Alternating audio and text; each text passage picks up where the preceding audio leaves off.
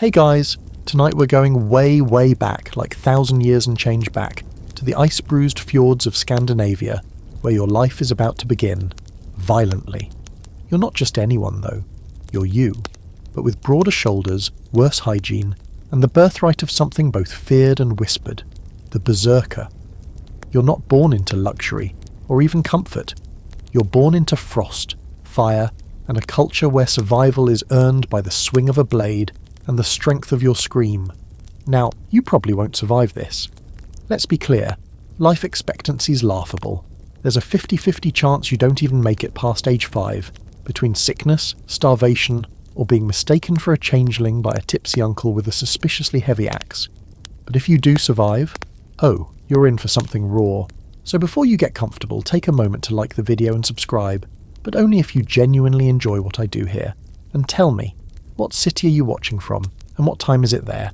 I want to know if you're about to fall asleep or if you're already wide-eyed, clutching a pillow like a shield. Now, dim the lights, maybe turn on a fan for that soft background hum, and let's ease into tonight's journey together. Your first breath comes with cold air, smoke from a peat fire, and blood. Your mother screaming, your father pacing like a caged wolf outside the hut, sharpening a bone-handled seax more out of nerves than need. There are no gentle hospital lights or clean linens here. There's moss and dirt and old gods watching silently through the cracks in the walls.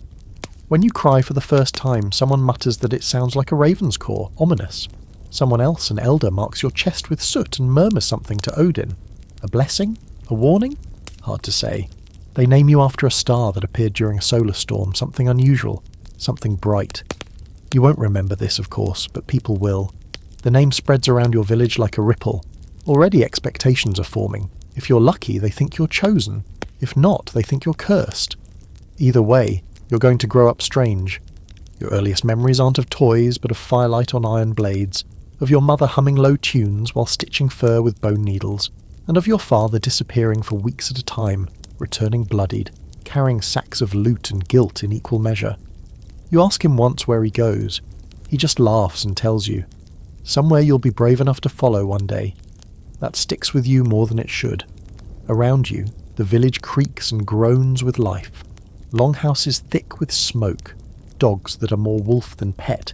Chickens that haven't yet figured out they're domesticated. Everyone smells like salt, sweat, or both. You spend your days barefoot, your feet callousing on pine needles and jagged stone. Every adult seems to carry a knife, a grudge, and a story about how they lost part of an ear, or gained a weird scar from a drunken duel, or an unfortunate encounter with a berserker. Oh yes, the berserkers. Even as a child you know the stories. Warriors who don't just fight, they transform. Not literally into animals, but they might as well. They wear bear skins, foam at the mouth, bite their shields, charge screaming into the front lines. Some say they can't be pierced by blades. Others say they die younger than anyone because the gods burn through them faster. You're not sure if they're heroes or monsters, but you do know you stare a little too long when one passes through the village, dragging a cart of silver and limbs behind him. He smells of pine tar and madness. There's a moment, small, quiet, but powerful. You're 5 or 6, squatting beside a frozen stream, trying to crack the ice with a stick. You hear a low growl behind you. You turn, and there's a bear. Not huge, but still big enough to make your heart freeze like the stream. It's watching you, snuffling, its breath fogging in the air. You don't move, neither does it. Then, weirdly, you mimic its breath, slow, heavy exhales. And for some reason it walks away. Later your uncle says it's a sign. You've got the beast in you, he mutters. Could be a gift, could be a curse. By the time you're 8, you're holding a wooden practice sword that still manages to leave bruises, facing off against older boys in the dirt. You're not the biggest, but there's a look in your eyes that makes people uneasy. You don't just fight, you watch, you wait. You hit harder than you should for someone your size, and once, you break a boy's nose in 3 spots with a well-timed elbow. His father comes to complain. Your father just shrugs and says, he fought back. That's all we ask. The village holds feasts under the aurora. Bonfires crackle as people pass horns of mead, sing off-key ballads, and reenact old raids with questionable acting. You sit by the fire and soak it in.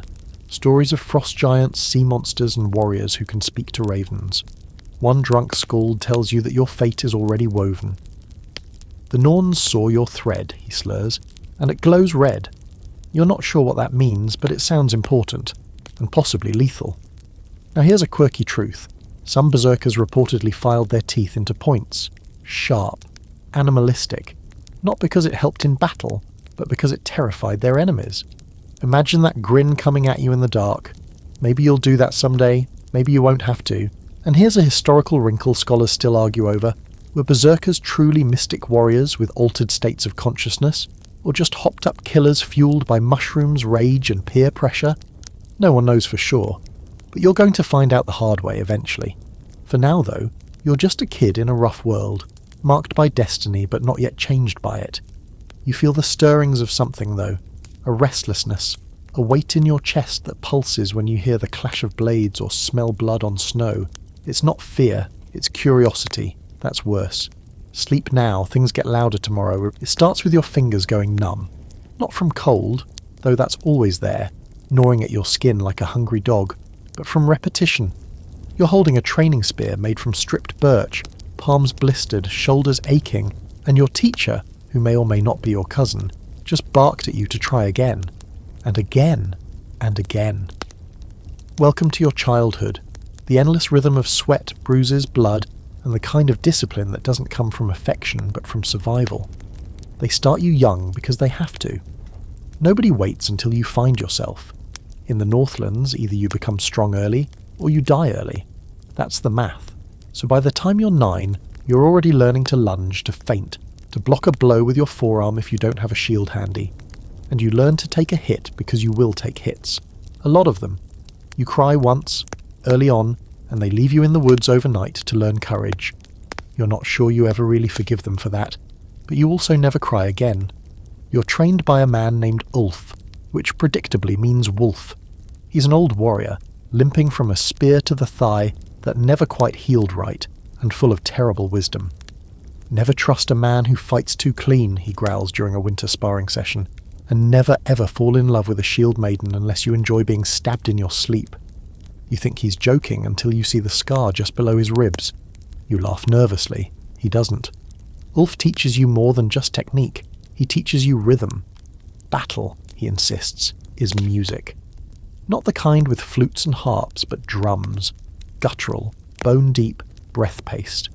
You learn to time your swings with your breathing, to move in a circle like a dance. He tells you to feel the hum of the enemy's pulse before you strike. A berserker doesn't fight with rage, he says one cold morning while adjusting your stance. He becomes the vessel of rage. It flows through you, not from you. At first, you don't get it. But you nod anyway. By 10, you've broken your nose twice, chipped 3 teeth, and nearly drowned during river combat training. You also develop a terrifying stare, one that makes grown men hesitate, even when you're just watching from behind the fire pit. You don't know what they see in your eyes, but you start to understand the power of being watched. It's not about size, it's about presence. The training intensifies as the winters get colder. They wake you before dawn. You run barefoot through snowdrifts, your lungs burning, your legs trembling. They force you to hold your breath under icy water to train your calm. You practice with wooden axes, then real ones dulled at the edge. One time you cut someone anyway, and they thank you for it. Good form, they say, pressing a cloth to their bleeding shoulder. You feel a strange pride, and guilt. That's new. One day, Ulf hands you a goat's heart. Eat it, he says. Raw? He nods. You hesitate just for a moment, and that hesitation shames you more than the taste. It's warm and metallic, rubbery between your teeth, and Ulf nods approvingly. Better, he mutters, than being eaten by something worse. You don't ask what that means. You grow taller, broader, your voice cracks and drops like a stone. The village begins to look at you differently. The women whisper. The children follow you around like you're part hero, part cautionary tale. You're not entirely sure where you fit in. You don't feel like a child anymore, but you're not a warrior either. Not yet. That liminal space. It's like living between breaths. Not comfortable, but strangely powerful. And there's something else. At night, sometimes you wake up with your heart pounding.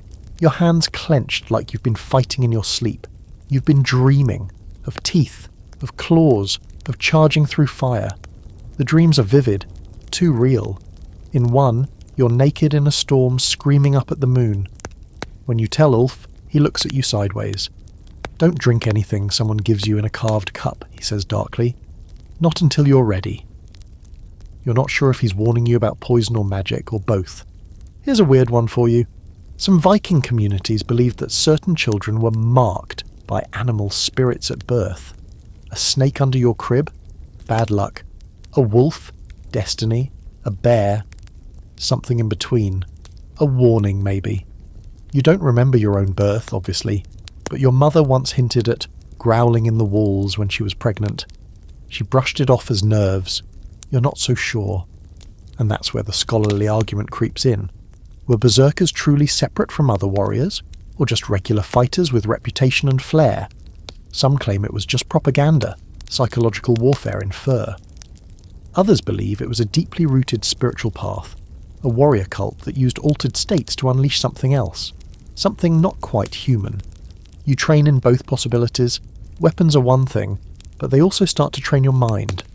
Ulf has you sit in the forest alone for hours, listening to trees, watching birds. You'll see more in stillness than in motion, he tells you. You learn to observe movement, breath, silence. You learn to hear before you react. This seems strange at first. Isn't a berserker supposed to be wild, reckless, foam-spitting fury? But Ulf's version of the path isn't just about rage, it's about control, about when to let the animal out. Then, one day, a fight breaks out during a wood-chopping chore. You're not sure what started it, but you're in it instantly. Knees in mud, fists flying, adrenaline roaring. Something clicks inside you. Not just anger, not just instinct. Something bigger, deeper. For a second, it's like you're watching yourself from the outside. You don't remember most of what you do, just that when it ends, 3 boys are on the ground, moaning, and no one will meet your eyes, not even Ulf. You expect punishment. You don't get it. Instead, they start calling you Young Bear. You don't quite know what that means, but it's not a joke. The next phase is coming. You can feel it.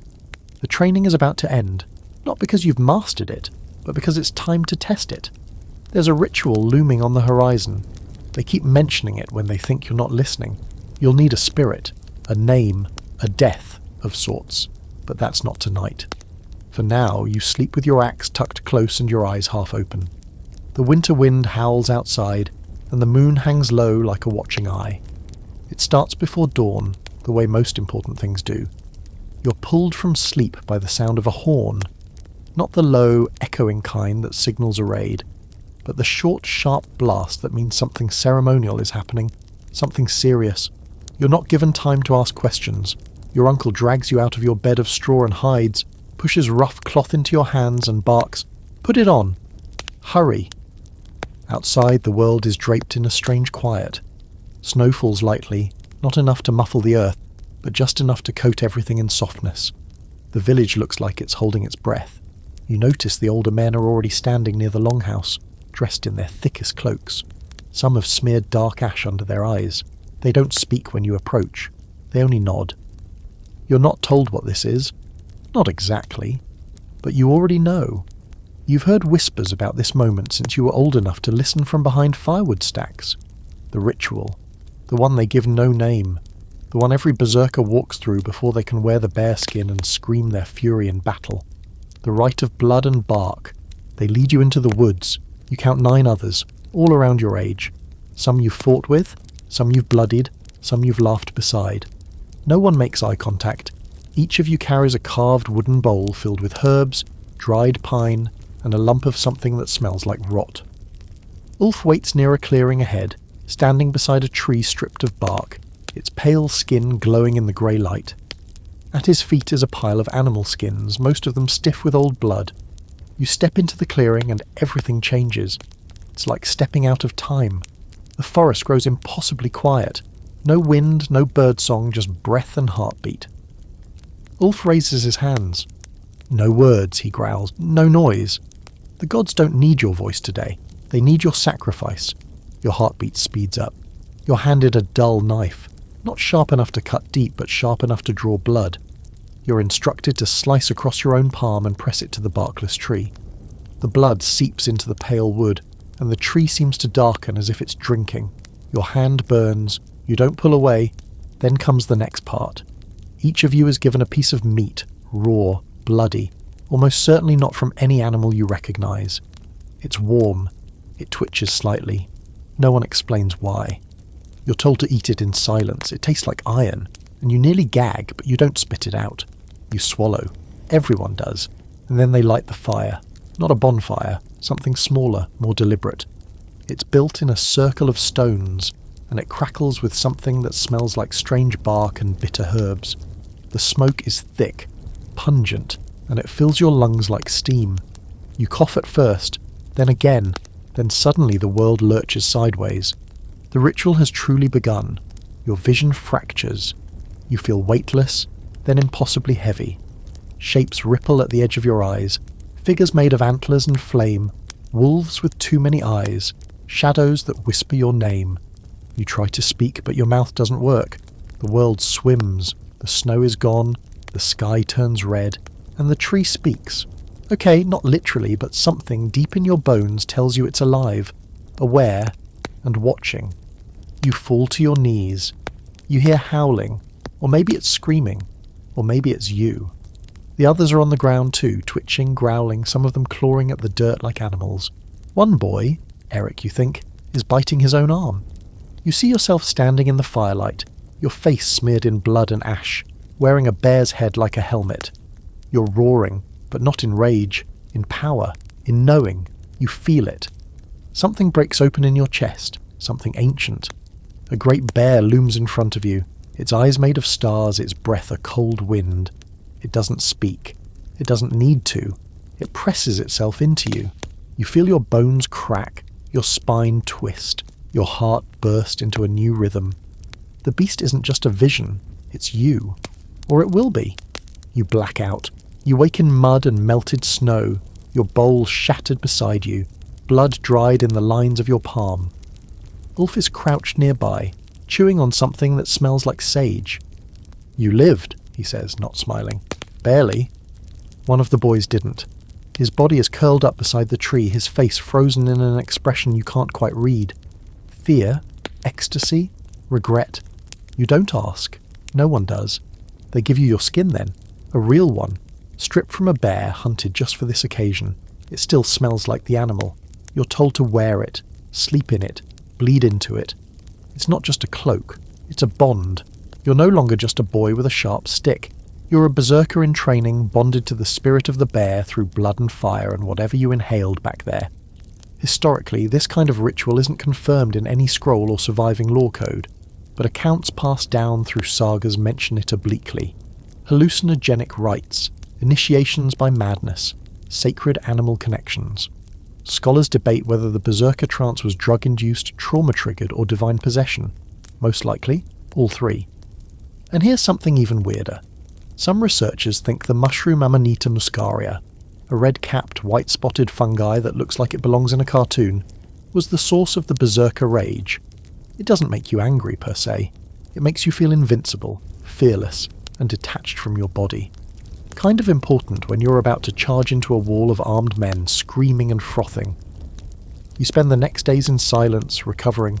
You eat broth, drink water laced with herbs, and stare at the flame in the longhouse like it holds answers. Maybe it does. Your head still spins sometimes, and the bear still visits your dreams, not scary anymore, just present, watching, waiting. The others look different now too, like soldiers returned from war, hollow-eyed, quiet, older. No one talks about what they saw, but you all know, you've crossed a threshold, there's no going back. From this moment forward, you'll never again be just a boy from a fjord village. You're something else now, something ancient, something dangerous. The rage is in you. You just haven't let it out yet. You feel her eyes before you see her. The völva, village seeress, spirit sifter, spinner of threads. She's standing alone at the edge of the woods when you return from your final trial, cloaked in rags that flutter like old leaves. Her face is covered in ash, her hair twisted with feathers and bits of bone. She doesn't blink. She doesn't wave. She simply knows you're coming. Everyone in the village avoids her except when they're desperate or drunk. She speaks in riddles and hears voices no one else does. She talks to birds. She once claimed she'd been kissed by a troll, and honestly, based on her smile, no one doubted it. Children dare each other to touch the lintel of her hut and run away before she curses them. But when the völva calls you, you don't run. You step forward, heart hammering. She doesn't speak at first. She just studies you. Her eyes are pale grey, almost white, like stones beneath ice. Finally, she points at the bear pelt draped over your shoulders and whispers, "It fits." Not yet completely, but soon. You don't know whether to bow, thank her, or flee. Instead, you say, "You were waiting." "I've waited for many," she replies. "Most never show. Most don't survive the dreaming. But you..." She reaches out and lightly touches the scar on your palm. "You'll burn brighter than most." Brighter than is wise. She turns and beckons, and you follow. Her hut is smaller than you imagined, yet filled with strange smells and stranger objects. Antlers nailed above the doorway. Stones etched with runes you can't read. A skull, probably human, resting in a nest of dried lavender and moss. The air is thick with incense, bitter and sour. It stings your eyes. The smoke moves unnaturally, as if it knows where it's supposed to go. "Sit," she says, motioning to a wooden stool polished by years of use. You sit. Not because you want to, but because your legs feel weak, like they might fold otherwise. She begins to chant, not in a language you know, but in something older. Something before. Her voice rasps and flows like a river through gravel. The walls of the hut seem to pulse with the rhythm. You feel your limbs tingle, your skin tightens, you start to sweat even though it's freezing outside. "Now," she breathes, "close your eyes. Let the beast within speak. Let the future show itself." You obey. Part of you is terrified. Part of you has been waiting for this moment since your first breath. Darkness, silence, then a flicker. You see a battlefield. Not today's, not from a raid or a nearby skirmish. No, this is older and stranger. Shapes crash into each other with bone-cracking force. You see yourself, maybe older, maybe just more worn, howling as you hurl an axe into a man's chest. Blood spatters your face, but you don't blink. Something is riding inside your skin. You watch yourself break a shield with your bare hands, roar up at a sky filled with red clouds, and then fall upward into a storm made of wings. The scene changes. Now you're standing before a throne of bone. A woman with golden hair and teeth like icicles leans forward, smiling. She whispers your name, only it's not your name anymore. It's something deeper. She calls you Fellborn, Howler, Chosen of the Moor. You try to speak, but your mouth is sewn shut. Then a final image. You're older, limping, your bear pelt burned and frayed. You're looking back over your shoulder at a battlefield strewn with corpses. You're alone. There's silence. And then, slowly, you drop your axe into the mud and walk away. The vision collapses. You gasp awake, drenched in sweat, eyes wild. The völva is watching, unmoved. "You saw," she says. "I don't understand," you whisper. "No," she agrees. "You shouldn't." "Not yet." You try to stand, but your legs are jelly. She hands you a cup. It's warm, bitter, herbal. You drink it without thinking. It tastes like pine needles and regret. "There is power in you," she murmurs, "but power always comes with a price. You will love, you will kill, and you will be remembered. Not always fondly, but thoroughly." You shake your head. "I don't want to be remembered. I just want to be strong," she laughs. It's a dry sound like parchment tearing. "You don't get to choose. Not anymore. You're marked. You belong to something larger than yourself now." You leave her hut as dawn begins to touch the trees. The frost crackles beneath your boots. Everything feels louder. The caw of a crow, the creak of a branch, the whisper of wind through pine. The world hasn't changed, but you have. From that day forward, the village watches you differently. There's a respect now, yes, but also fear. People don't touch you unless they must. You are other, touched, dreamwalker. You try not to let it bother you, but it does. Some nights, you sit outside your family's longhouse and wonder whether the bear spirit chose you, or just needed someone. Whether you're still fully you, or just a vessel for something older and angrier. Quirky sidebar. Some Viking-age graves contain staffs believed to belong to völvas, often buried with ritual tools, magic mushrooms, and even imported talismans from far-off lands. One theory suggests völvas may have been travellers, not just spiritual guides, but cultural bridges between worlds. You're starting to believe it. The one you met didn't just read the future, she felt like a piece of it. And here's where historians get messy. Some argue berserkers were purely male phenomena, tied to masculine ideals of fury and brute strength. But records and stories also hint at female berserker-like warriors, shield maidens who fought just as ferociously and entered similar trances. Some even say völvas themselves were once berserkers who laid down their blades for runes. You wonder what your seeress was in another life. You wonder what you will be in your next one. For now, though, you return to your training with new intensity. You spar harder. You sleep less. The dreams come more often, sometimes good, mostly strange. You start muttering to yourself during fights.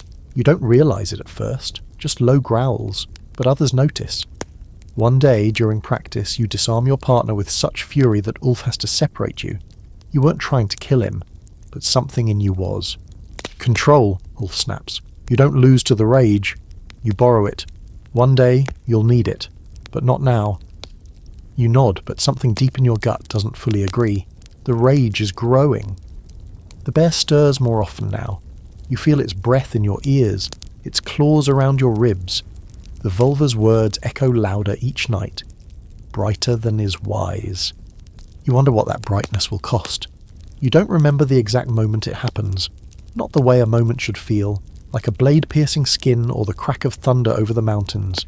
No, when the bearskin awakening truly comes, it's quieter, deeper, not a bang, but a shift. A tide turning within you that refuses to be undone. It starts during a raid, your first real one. You're 15, maybe 16, depending on which lunar calendar you trust. Old enough to fight, young enough to be considered expendable. Your warband consists of older men, seasoned raiders, and a few others like you, young blood, fast but still untested. The plan is simple. A coastal village just past the Pine Sea, rich with grain and poorly defended. A warm-up job. No heroes needed. You sail under a sky the colour of rust. The wind stinks of salt and old fish, and the longship cuts the waves like a bone knife. The men row in silence. Ulf is at the helm, eyes fixed forward, jaw tight. You try to ignore your nausea, your nerves, the churning of something both fearsome and electric deep in your belly. The shore rises like a beast from the sea, low grassy hills and a thin smattering of huts. You see people running, tiny figures fleeing inland. The first scream cuts through the wind, and your heart races. Not with fear, not anymore, but with something else. The bear inside you opens one eye, and then you're in the surf, wading toward land, axe in hand, soaked to the waist. No time to think, just charge, swing, duck, roar. The first man you face is older, desperate, holding a woodcutter's axe and no shield. He lunges at you. You sidestep without effort and drive your weapon into his thigh. He drops, screams. You don't look back. The next one gets in close. You taste blood, your own probably, and hear nothing but the thumping in your chest. You bite your shield and feel your body shift. You don't remember moving. You just remember standing over him afterward, your hands shaking, his blood on your neck and your axe buried somewhere behind you. Then the red takes over. You've heard of the red. The old berserkers speak of it in hushed tones. Not anger, not even rage, just red. The world turns a single colour and sound falls away. It's not silence, it's emptiness. Everything becomes still but violent. Time bends. Your limbs move like they're being pulled by something outside of you. You swing harder than you should. You stop feeling pain. Your mouth foams without trying. This is not battle. This is becoming. You wake up on your knees. The village is burning. A man you don't recognise is slumped beside you, half his face missing. You look down and realise your hands are raw, one fingernail gone, your mouth bleeding. Your tunic is torn. Your bear pelt is soaked through, not with seawater, but blood, thick and sticky, and you don't know whose. You stand. Ulf is watching from a distance, his face unreadable. He nods, just once, and then turns away. The others avoid your gaze, not out of pity, out of caution. At night, back on the ship, you sit at the bow and stare into the dark. The waves slap the hull with a rhythm that sounds eerily like the heartbeat you felt in the red. A low thudding reminder that something's still inside you, that you're not alone in there anymore. Quirky fact time. Some berserkers were said to chew the edges of their shields before battle, not metaphorically, literally chew them. Whether it was a sign of possession, madness, or just dramatic flair, no one really knows. You didn't mean to bite yours, you just did. The wood still tastes like blood and splinters. Historically, this moment, the first time a berserker loses himself, is rarely documented. We have the sagas, yes, but they usually focus on the aftermath, not the transition. Scholars can't agree whether Berserker Gang was a conditioned trance, a psychological break, or a pharmacological event. All you know is something snapped, and it didn't break you, it revealed you. When you return to your village, there is no feast. The raid was small, profitable, yes, but not glorious. Still, people notice how you walk now. Heavier, slower, like you're dragging a chain no one else can see. The children don't play near you anymore. Dogs growl when you pass. Even your mother watches you with a different kind of silence. Not fear, not exactly, but unease. You try to sleep. You can't. The dreams are worse now. They're not just visions. They're echoes. You hear the men you killed calling your name. Not accusing, just present. You see the red before you sleep and feel the bear pacing just beneath your skin. One night, you wake screaming. You find your fingernails torn again, your tongue bitten nearly in half. Your bed is soaked. You try to pray to Odin, but the words won't come out. Instead, you go outside and kneel in the snow. It's not forgiveness you want, it's clarity. A week later, Ulf visits you. He brings a jar of pitch, a bottle of mead, and a question. Do you want to learn to control it? You don't answer with words, you just nod. The next few weeks are different. Less combat, more ritual. Ulf has you run long distances barefoot through snow, fast until you hallucinate, then meditate under freezing waterfalls. You scream into caves until your throat is raw, practice fighting while blindfolded, and learn to slow your heart with breath alone. Rage isn't power, Ulf growls one day, until it has edges. Slowly the bear learns to sleep when called. Not always, but sometimes. Sometimes is better than never. Here's a fringe theory for you. Some anthropologists argue berserker rage wasn't just about combat, it was performance. Terror as a weapon. Make your enemies believe you're possessed, and they might break before you even reach them. You wonder if the red makes you terrifying, or just easy to mythologize. You start to train others, younger boys, wide-eyed and shaking. You're only a few years older than them, but they treat you like a legend already. One of them asks, "Does it feel good?" You shake your head. It feels necessary. The bear is part of you now, not just a pelt on your shoulders or a growl in your chest. It's something woven into your breath, your blood, your being. You're no longer a boy trying to become a warrior. You're a berserker learning how to stay human. The village is drunk, again, and not the mellow, half-asleep kind of drunk where people drift off beside the fire humming old tunes. No, this is feast drunk. The kind that smells like roast boar, fermented honey, and at least 2 bad decisions already underway before sundown. You've seen 3 people wrestle, 2 cry, and 1 try to kiss a goat. Standard festivities. Tonight is about victory. A real one this time. Your warband returned from a raid on a much larger settlement, deep inland.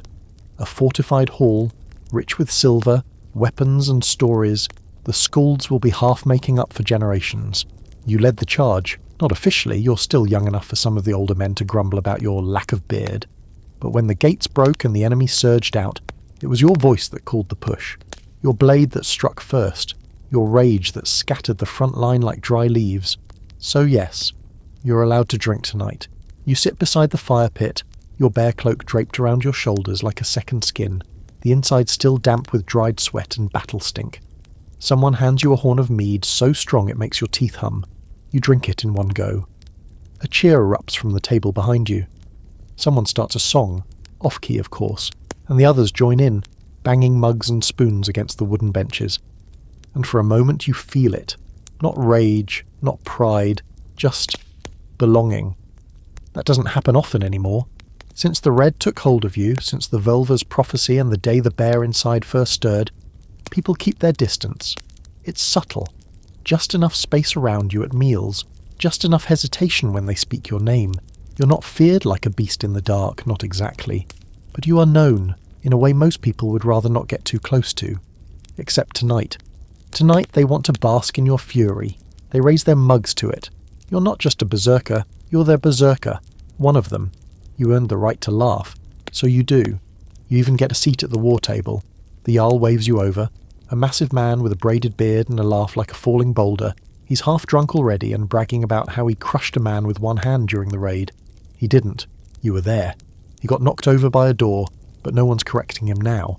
He claps your shoulder hard enough to sting and grins through mead-sticky lips. You're a beast, boy. No doubt about it. You tore through that gate like a damn thunder god. You shrug, trying not to show the flush in your face. The others held the line. Bah! The others watched you break it. He leans in close, lowering his voice. You keep this up. You'll be leading raids before long. Maybe more than that. His eyes flick toward the far side of the hall. Especially if you impress the right people. You follow his gaze. She's sitting near the end of the long table, surrounded by older women, laughing quietly, a silver band braided through her hair. The Jarl's daughter. You've seen her before, riding horses at the edge of the forest, practicing archery alone near the cliffs. Never speaking to you, never needing to, until now. She glances your way, smiles. You look away too fast, but later, after the feast, after the last song has been sung and half the village is asleep or unconscious, you find yourself sitting near the coals, still warm, watching the smoke twist into the stars. She walks over, quiet, unannounced, like a fox slipping between trees. You didn't roar, she says. You blink. What? During the battle. Berserkers always roar. You didn't. You were quiet. Like you were listening to something I couldn't hear. You glance at her, unsure what to say. She isn't mocking you. Her tone is thoughtful, almost curious. I don't always feel like roaring, you say at last. Sometimes it just burns under the skin. She nods. That's worse. She sits beside you and you talk. Not much. Just fragments. Things about the raid, about the training, about dreams you don't usually admit out loud. She listens, not with the stiff posture of a chieftain's daughter tolerating a lower rank, but with full attention, like she sees the bear and doesn't flinch. Later that night, as you walk her back toward her longhouse, she turns and says, "Do you ever wish you weren't born with it?" The rage. You stop. "No," you answer, "but I do wish it came with instructions." She laughs, soft, warm. "Maybe I'll help you write some." Back in your bed, still half drunk, half awake, you lie staring at the ceiling beams and wonder if this is what it feels like to be seen without being feared. It's unfamiliar, and it scares you more than the red ever did. Quirky detail for tonight. Some Viking warbands were known to compose battle songs personalised to specific warriors, using inside jokes or strange epithets to build morale. One berserker was supposedly nicknamed Goat Hugger, because he once mistook a goat for an enemy in battle. If you had a battle song, it'd probably mention your silence more than your fury. The quiet before the teeth. As for the historical debate, not all berserkers were loners. Some travelled in tightly bonded warbands, sharing not just battle but ritual, vision, and even symbolic family ties. Others became outcasts, too volatile to be trusted. You're hovering in the in-between right now. Respected, but dangerous. Trusted, but only just. The next few weeks pass in a blur. You train harder, sharper, spar more. You start experimenting with new weapons, dual axes, heavy warhammers, even throwing spears. Ulf watches without interfering, though once he mutters, "Don't fall in love with tricks." They break faster than bones. You spend more time with her too, the Jarl's daughter. She never says your name when others are around, but she touches your arm when no one's looking. She walks with you at twilight. She even throws a knife at a thief's foot once just to make you laugh. You try not to think about what happens if the Jarl finds out, but the bear in you already knows. Anything worth holding will have to be fought for, maybe even bled for. One night you and Ulf sit by the fire alone. He passes you a horn of mead and says, "You've tasted what it is. The rage. Now you need to learn what to do when it comes when you don't want it." You stare into the flame. "And what if I can't stop it?"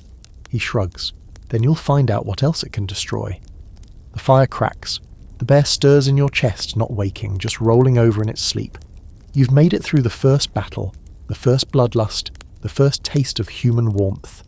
Now comes the real test. Surviving yourself. You don't talk about the raid that goes wrong. Not because it's the worst thing you've ever done, though it might be, but because it cracks something in you that never quite heals. The others move on. They laugh about it, make up new stories to replace the shame. But you remember every second. The silence before it started, the screaming after, and that one frozen heartbeat in the middle, where you saw yourself not as a warrior or a beast, but as a boy pretending to be both. It begins with an invitation. A coastal settlement a few days' sail south has insulted your Jarl, or maybe they underpaid tribute, or insulted someone's goat. The reason doesn't matter. The Jarl wants a show of strength, and your warband is eager, too eager, fresh from victory, drunk on reputation. You're itching for another fight. You don't ask questions. You should have. You sail out with 20 men, 2 longships, and the arrogance of people who've forgotten fear. The sea is calm. Spirits are high. The sun glints off helmets and freshly oiled weapons. Someone sings a song about your last battle. They've started calling you Ghost Eyes now because of the way you go distant right before the rage hits. You don't know whether to be flattered or disturbed. Landfall comes under fog. Not a good sign. Ulf mutters a curse and squints at the shore. Too quiet, he says. No birds. But no one listens, including you. The village is there, just beyond the rocks. Low, smoky, barely fortified. Looks easy. Almost too easy. You disembark in silence. Half the men flank. The other half follow you straight up the centre path. Weapons low, nerves high. Every breath tastes like wet ash. A single dog barks in the distance, and then the trap springs. Not from the front, but the sides. Hidden trenches packed with spears, collapsing rooftops hiding archers. You see the first man drop with an arrow through his throat. The second takes a spear in the gut. The third screams from a pit he's fallen into, spikes tearing through his leg. And then the fire comes. Pitch-soaked torches hurled from behind the walls. The fog lights up in orange halos. Smoke thickens the air, stinging your eyes. You roar, more from reflex than rage, and charge, trying to rally the others. Some follow, some freeze, most are already falling. The rage comes, but it comes wrong. There's no rhythm to it this time. No ritual, no rise, just panic disguised as fury. You swing wildly, your blade biting into a man's chest, then into someone else's shield, then into dirt. You can't feel the red, you can't find the bear. You're alone, exposed, human. You take an arrow to the shoulder and keep moving.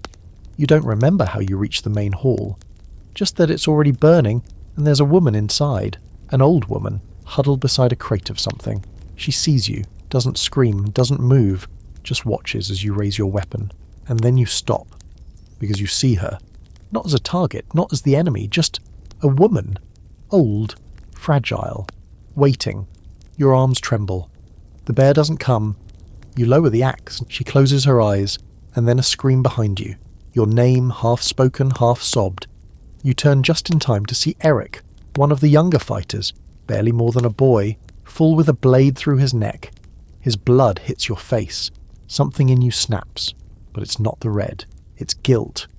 You gather what few survivors remain, 7 of you now, ragged, limping, smeared with soot and disbelief, and retreat to the shore. The boats are damaged but float. Barely.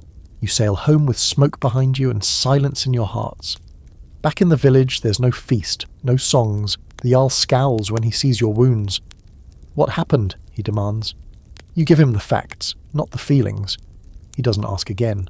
But Ulf pulls you aside that night, his face grim. You lost control, he says. You shake your head. No, I couldn't find it. That's worse, he mutters. He walks away without explaining. Over the next days, the others spread stories. Some say the villagers had dark magic. Some say the gods were angry.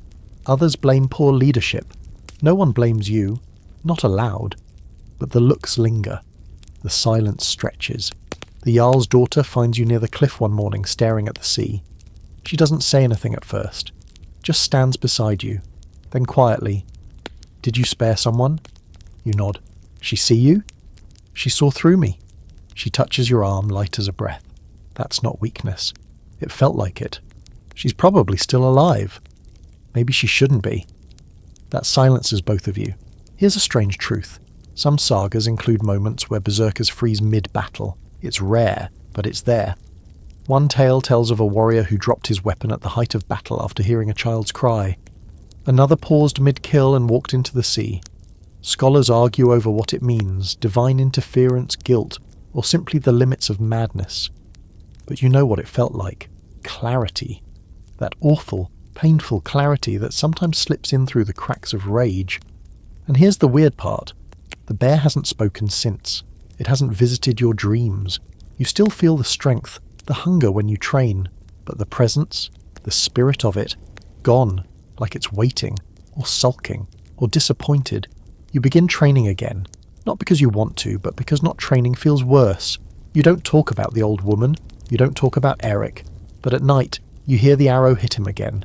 You wake up with your hands clenched and your shoulders burning. Ulf doesn't push. He just trains with you in silence.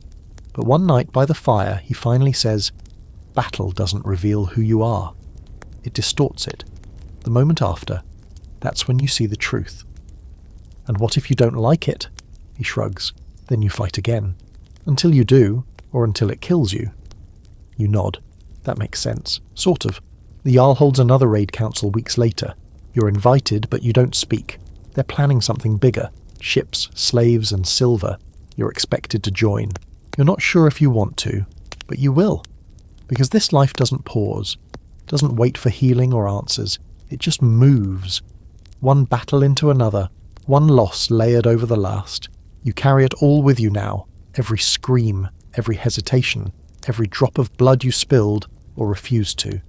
The bear is quiet, the rage uncertain, but you are still here, and that somehow feels like a victory. Exile isn't dramatic, not like in the songs. There's no weeping at the edge of the fjord, no storm to carry you off, no solemn speeches or dramatic farewells. It's quieter than that, more bitter, more cold. It starts with a council, men with heavy eyes and heavier debts, sitting in a circle around the Jarl. You stand in the middle, helmet off, head down. Everyone knows what's coming. Some probably decided it days ago. They don't call it exile, of course.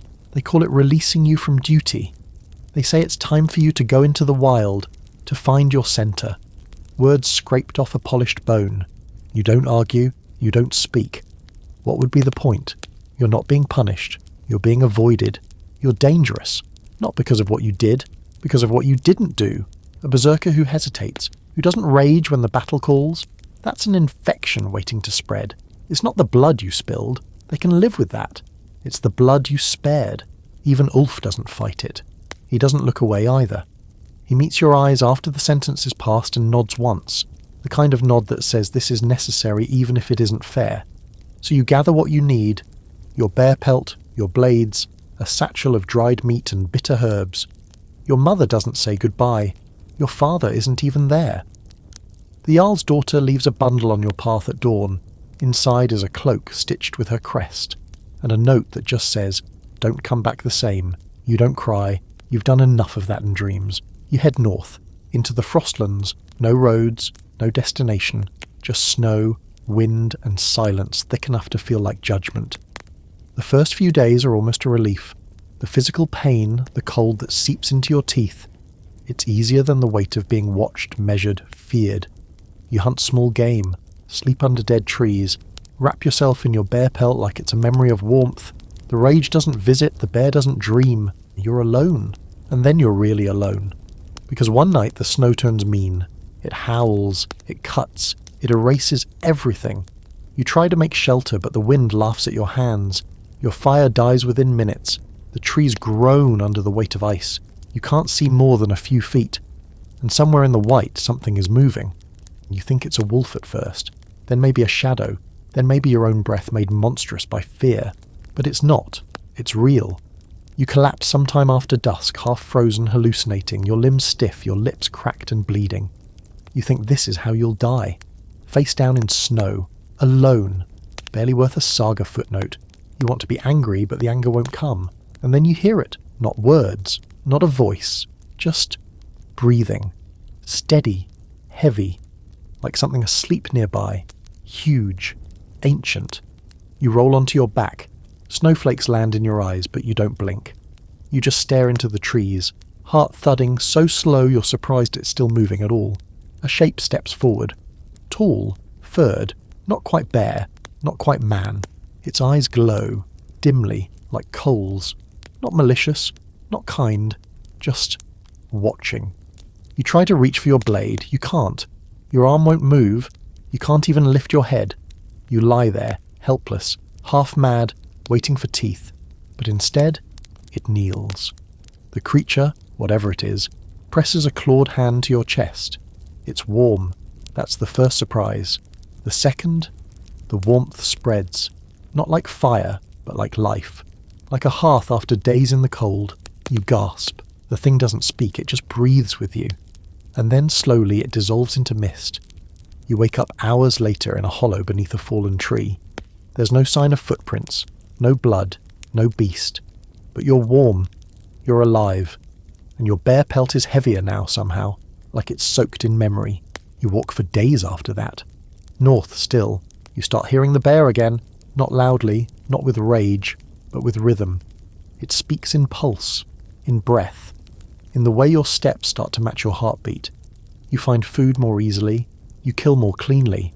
You no longer dream of battle, you dream of hunting, and it feels good. For a time. Then you find the cairn. It's tucked in a frozen valley surrounded by antlers and bones. Someone, or something, built it. You approach slowly. No signs of struggle, no animals.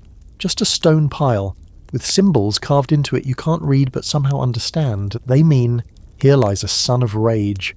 You sit beside it for a long time. You don't know why. Maybe it's another berserker. Maybe it's what your grave would have been if the beast hadn't come to you. Or maybe it will be still.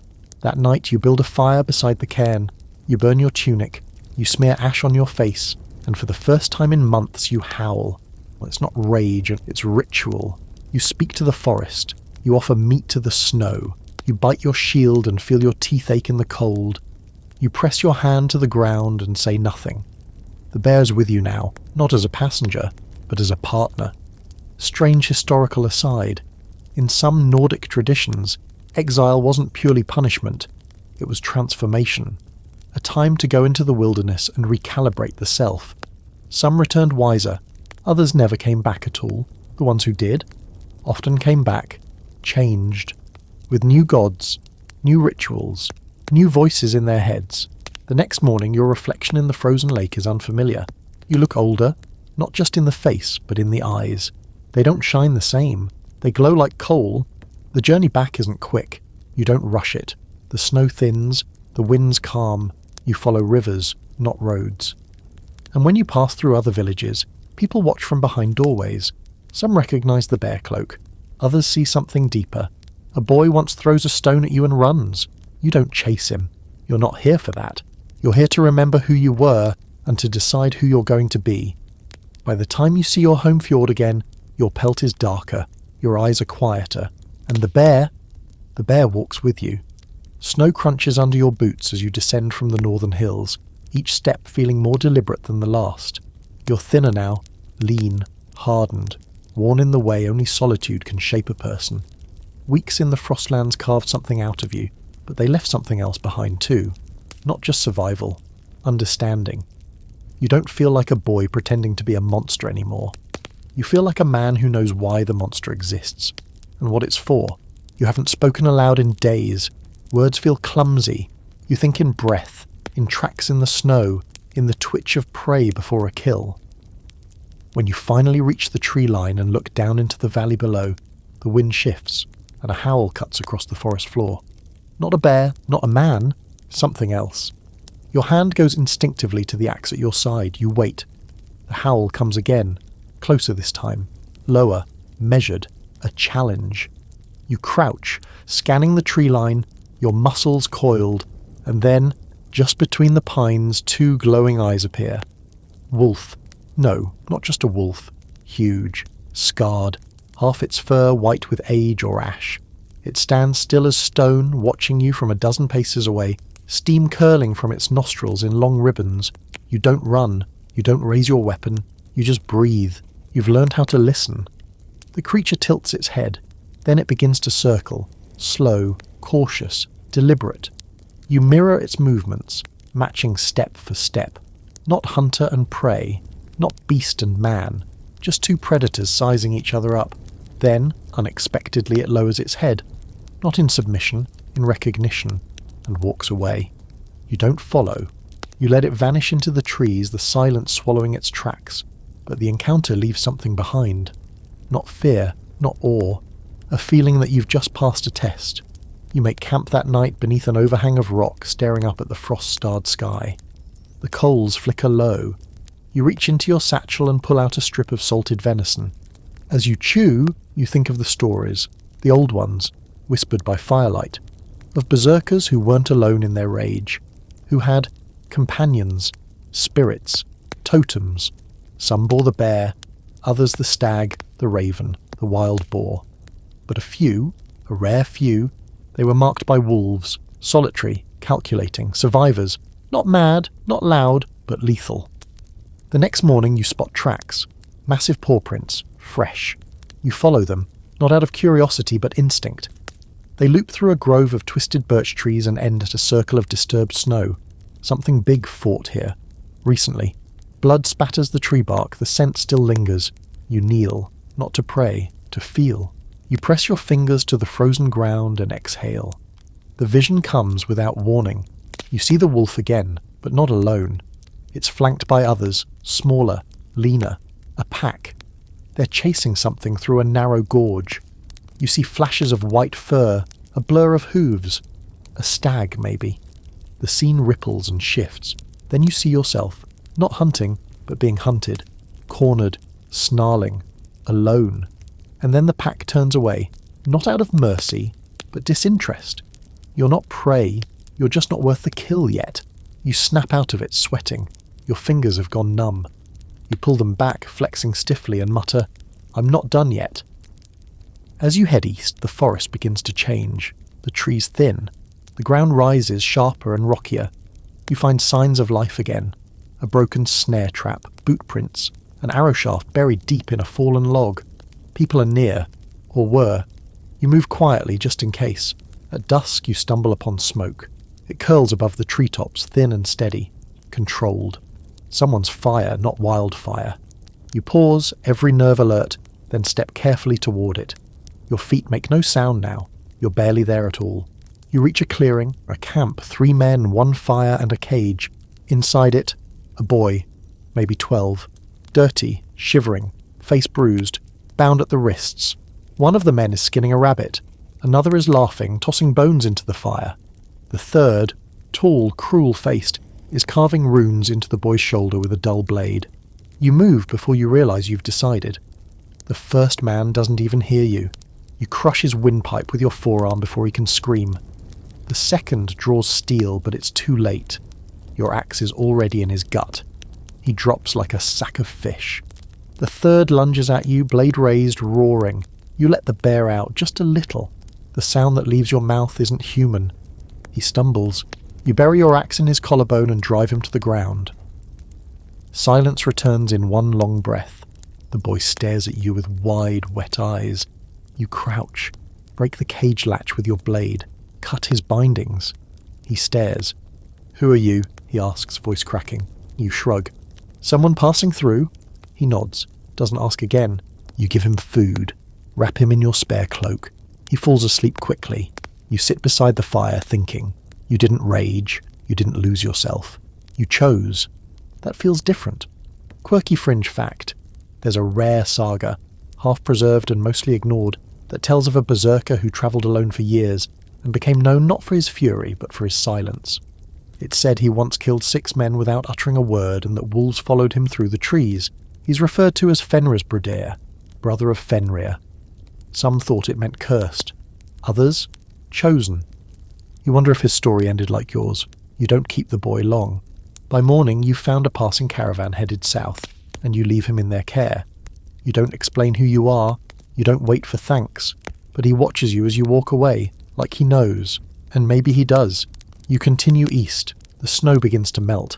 Not all the way, but enough to show patches of green and brown beneath the drifts. Your muscles ache less now. Your eyes don't twitch at every shadow. The bear walks beside you. The wolf, somewhere just beyond the trees. They don't fight, they watch. And you begin to wonder if the rage wasn't broken after all. Maybe it was just waiting for permission. By the time you return, no one recognizes you. You stand at the edge of your village just before dusk, cloak pulled low over your brow, your bare pelt hanging like a second shadow. You don't announce yourself. You simply arrive. A tall, quiet figure framed by the rising smoke of hearth fires. your boots dusted with frost and road grit, your beard longer, streaked with wind and time. People glance your way and then quickly look back down. Some do double takes. A few older ones stop moving entirely, their eyes going wide, mouths slightly open. One child drops a bundle of sticks and stares like they've seen a ghost. Maybe they have. You step into the square without speaking. No fanfare, no warning. You're not sure what you expected. A welcome, a reckoning, a question. Instead, Ulf appears. He walks toward you with a limp that's gotten worse since you left. He's still wearing that mangy old wolfskin and smells like pine tar and regret. For a moment, you think he's going to say something meaningful. Instead, he snorts, squints up at you and grunts. You stink worse than before. You nod. That's on purpose. He studies your face. You changed. You didn't. Nope. Silence stretches. You both stand there in the square as villagers peek from doorways, pretend to sweep, hover on thresholds. Then Ulf jerks his head toward the longhouse. Come on. You'll want food before they start whispering louder. Inside the longhouse, it's warm, smoky, familiar. Meat hangs from hooks, bread bakes on the stones, and the old fire pit glows with orange coals. Ulf sets down 2 bowls of stew and 2 cups of mead. He doesn't ask where you've been, doesn't need to. He just says, word is you saved a child out in the frostlands, so you shrug. He needed saving. Most wouldn't have. You sip the mead. Most aren't me. He grins, that half-wolf smile. No, they're not. Word spreads fast, of course. By the next morning everyone knows. The boy, the wolves, the exile, the return. Some believe the story, some don't. Some claim you've come back with powers you didn't leave with, that your eyes glow in moonlight, that your breath turns to frost even near fire. One particularly old man insists you turned into a wolf during a snowstorm and fought a spirit to the death. You let the rumours run. It's easier than explaining the truth, that you're not fully the same man they banished, but you're not fully not either. The Jarl summons you 3 days after your return. You're brought to the Great Hall early, before the sun rises. It's still empty, but for a few guards and the firekeeper. You walk past the carved wooden pillars, past the stone throne draped in furs, and kneel only when the Jarl gestures. He looks at you like he's trying to decide if you're still dangerous or useful. You've been quiet since you got back, he says. I've been watching. Any rage left in you? You meet his gaze. Enough. But I've learned to aim it. He leans forward slightly, intrigued. That's new. You don't blink. So am I. He nods slowly. There's something coming. A bigger raid. A real one. Far south. A city. Not a village. Gold. Horses. Slaves. You say nothing. We'll need men who don't fear death. Still nothing. Especially ones who know what it's like to live with monsters. You smile without warmth. Then you'll need me. And just like that, you're back in. No ceremony, no apologies. You're added to the warband roster like you never left, though your name is now followed by something new. Iskalda. Ice cold. The ones who fear you say it like an insult. The ones who follow say it like a blessing. You don't care either way. You start training again. Not for yourself, but them. The younger warriors, the next batch of berserker blood. Some are cocky. You break that quickly. Others are frightened. You fix that more gently. You tell them the truth. You don't need to be fearless. You need to be able to act despite the fear. One boy, pale and wide-eyed, asks you, "What if I lose control?" You stare him dead in the eyes. "Then I'll end you before you kill someone who didn't deserve it." He nods. Doesn't show up late again. And then, one night, as the first hints of spring touch the trees, you feel it. The bear stirs, not violently, not with the sudden jolt of battle, but with a slow breath, a soft growl. It hasn't left. It's just been waiting, like the wolf in the trees, like you. That same night you visit the cliffs. She's there, of course. The Jarl's daughter, cloaked against the wind, bow slung over her shoulder. She hears your footsteps and doesn't turn. "I thought you might be dead." "I was." She turns now, eyes sharp. "And now?" You hesitate. "Now I'm colder." She steps close, searching your face. "You still dream?" You nod. "Only when it's quiet." She touches your arm. "You're quieter now." "So are you." Neither of you speaks for a long while. Then she says, "If you leave again, take me with you." You look at her, startled. She doesn't flinch. I'm not afraid of the rage. You should be. No, she says, soft but sure. I should be afraid of you without it. You both laugh. That old, hollow, necessary laugh. The kind that admits the world's ugly but doesn't give it the final word. And for a moment, the silence between you feels warmer than fire. History time. In Viking lore, exile didn't strip you of your identity forever. If you returned stronger, wiser, or just alive, your name could be restored. But the community rarely forgot. You could earn your place back, but you'd never be unmarked. That mark might become your legend, or your leash. You feel the mark on you now, not a scar, not a title, a presence, like a weight across your shoulders. The rage didn't vanish, it matured. Now it walks beside you, a companion, a reminder, not an addiction, but a tool. You sleep better, not perfectly, not every night, but the dreams are manageable, and the bear no longer roars, it listens. Because you do, and the village? They don't embrace you, not fully, but they respect you. That's enough, for now. The sky turns violet as your warband assembles at the water's edge, longships creaking against the tide, sails furled like sleeping wings. The air smells of pine smoke, damp wool and anticipation. You stand a few paces from the others, leaning against your shield, watching their movements, how they fumble with their packs, joke too loudly, glance over their shoulders as if trying to shake off the fear. You remember when you used to do that too. Now your stillness unnerves them more than your fury ever did. Ulf passes by and slaps the hull of the boat as he walks. Time to earn another song, Iskaldr, he mutters. You raise a brow. If I'm lucky, they'll sing it after I'm dead. He smirks. Only if you stay dead this time. The Jarl is sending 3 ships south. Not to some easy-to-loot village, but to a fortified settlement tucked along the river routes of the Slavs. Rich with grain, horses and iron.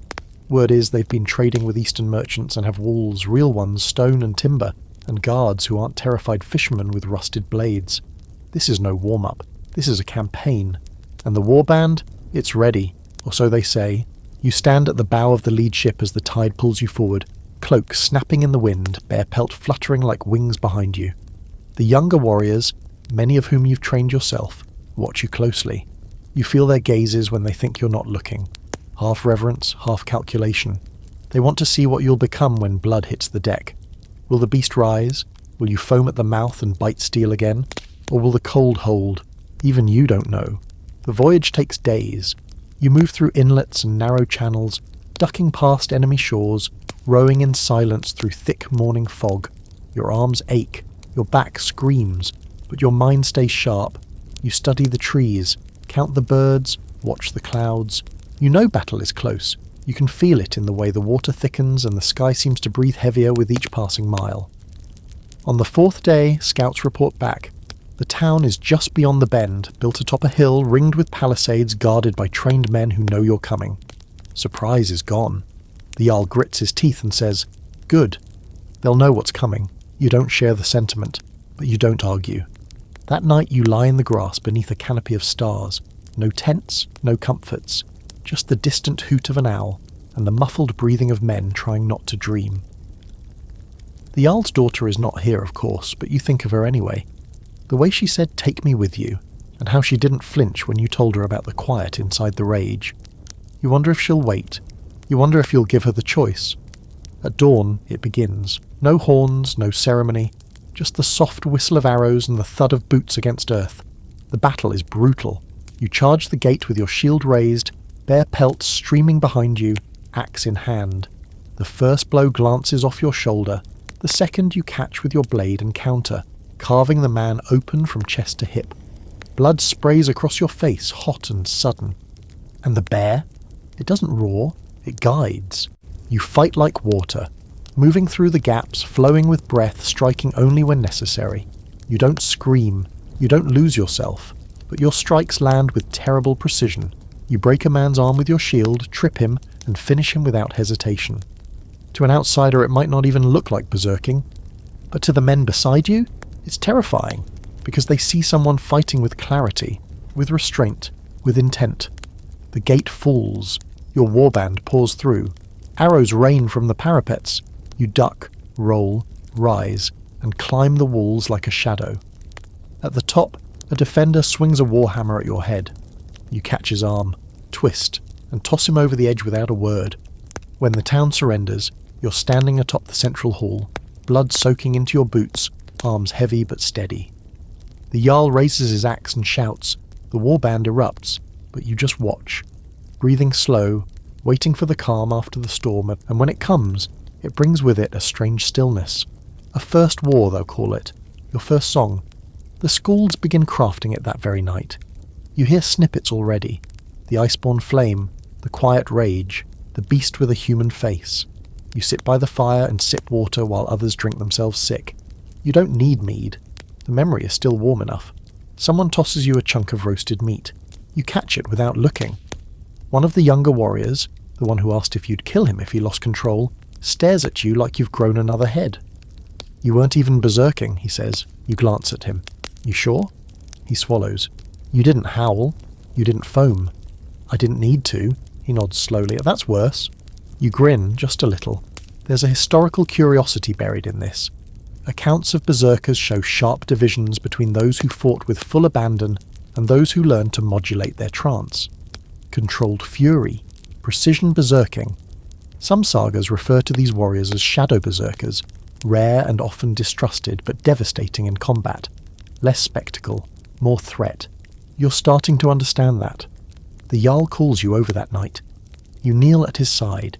He says, "They fear you now. Not just because of what you are, because of what you've become. That's good, but it's also dangerous."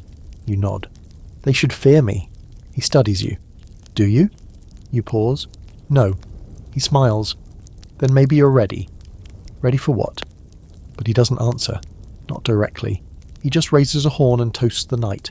And your name. The fire crackles, the bodies burn.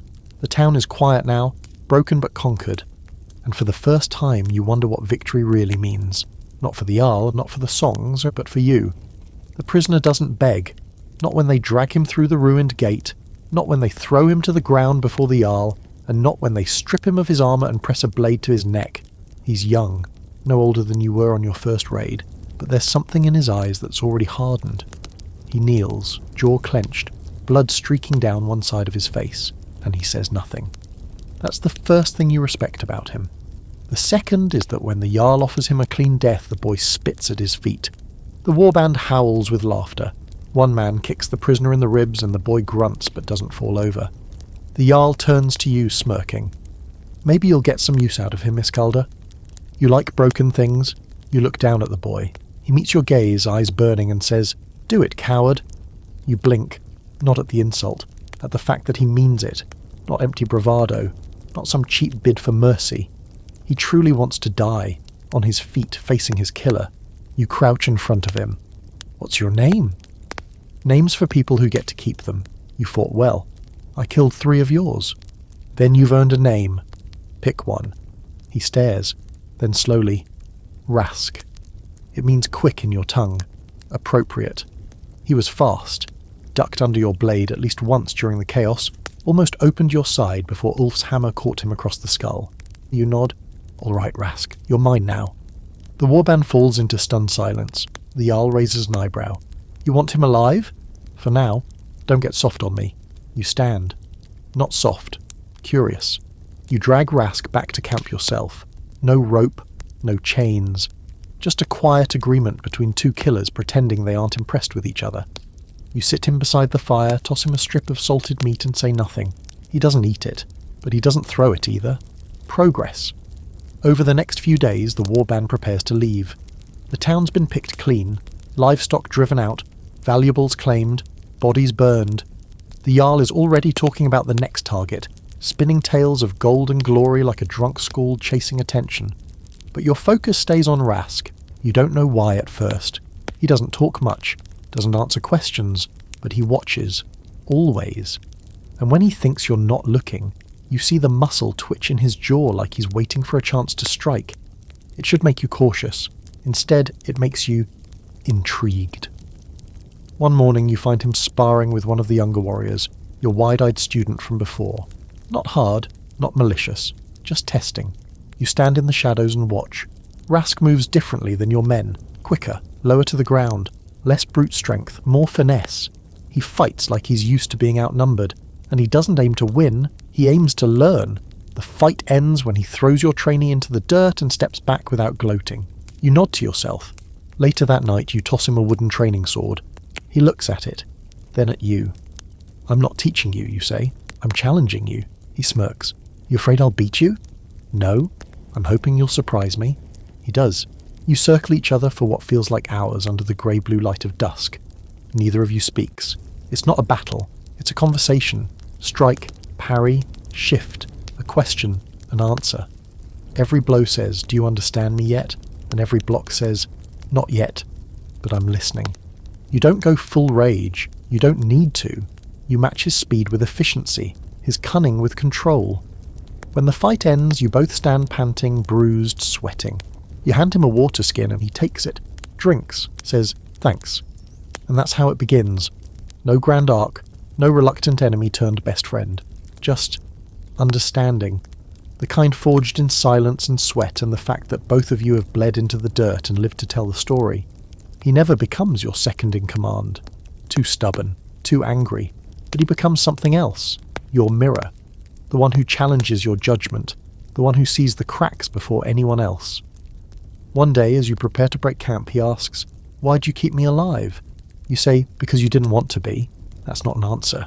"It's the only one I had." He nods. Quirky twist for this chapter. Some Viking raiders captured in foreign lands weren't executed. They were adopted. Not legally, culturally. If they survived long enough, proved themselves useful or honourable in battle, they could earn a place among their captors. The boundary between enemy and brother wasn't as sharp as the history books suggest. Of course, that doesn't mean trust came easily. You test Rask constantly. Send him on solo foraging runs. Have him spar with the worst-tempered warriors. Watch how he handles disrespect, boredom, temptation. He never breaks. But he never fully submits either. That's fine. You've had enough of blind loyalty. The Jarl watches your strange friendship with some amusement and some concern.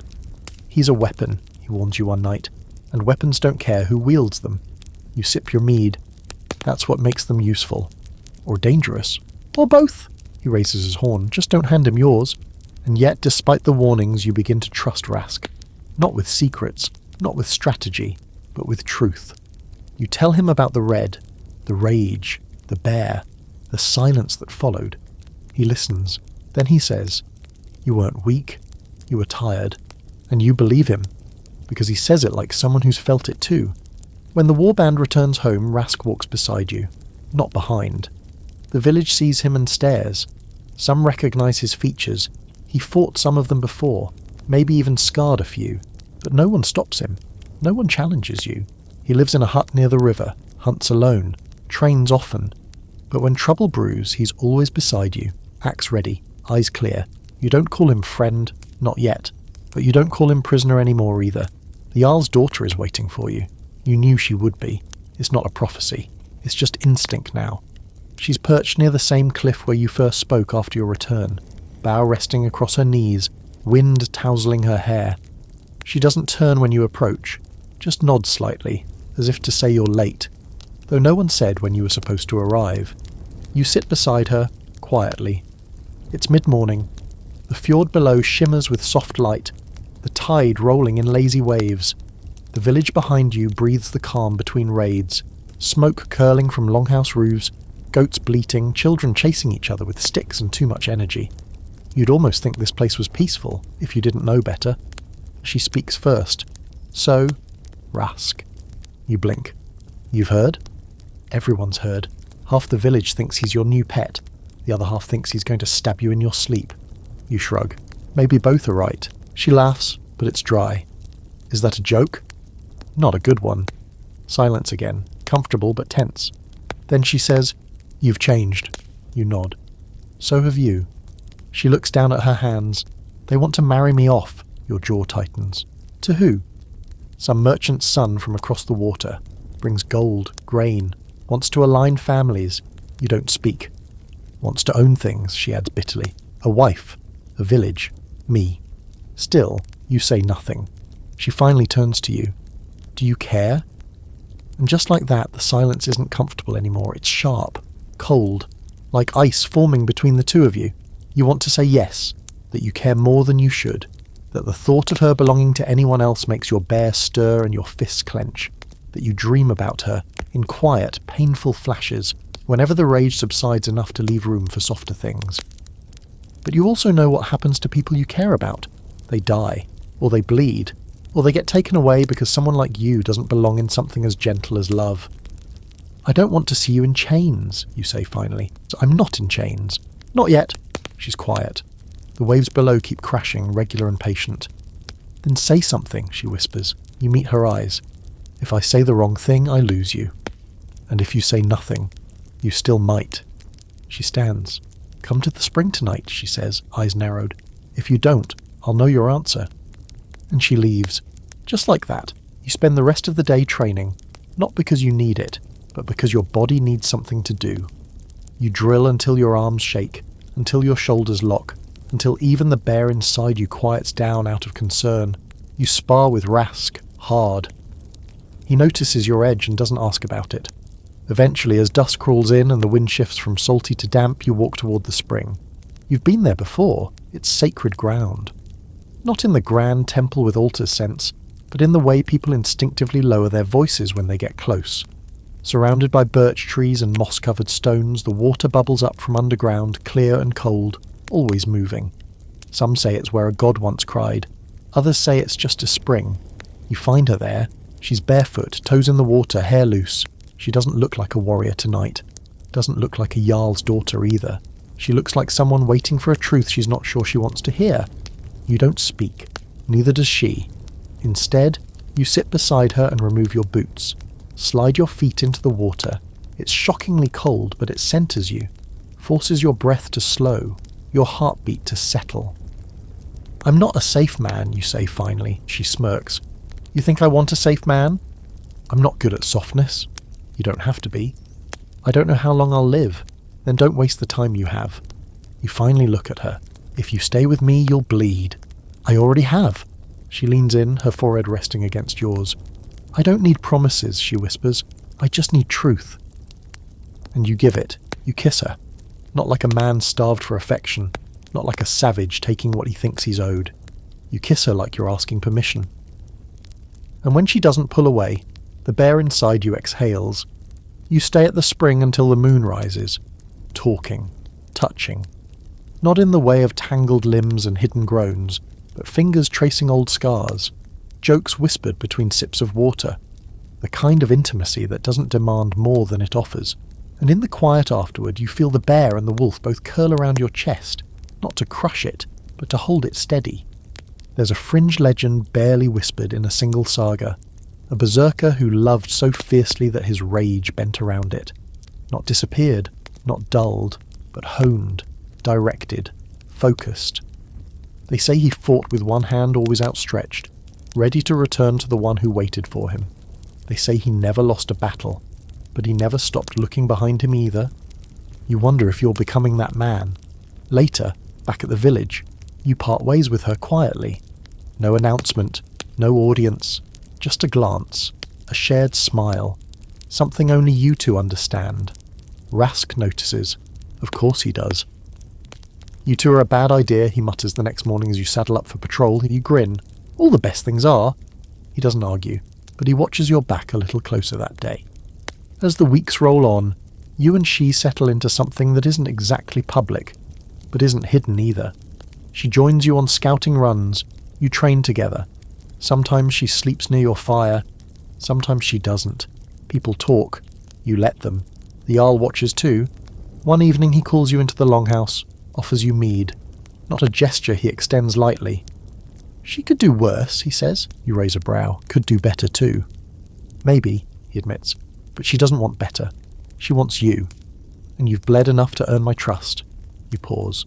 You're not going to stop it? He shrugs. I've tried to stop worse things. None of them listened. Then he fixes you with a look that strips away the father, the Jarl, the old drunk storyteller. If you ever make her cry where I can hear it, he says, I'll gut you in front of the warband. You raise your cup. Fair enough. And just like that, your world shifts again. The rage doesn't vanish. The bear doesn't curl up and sleep forever. But now, when it growls, you remember her voice. When it surges, you remember her hand.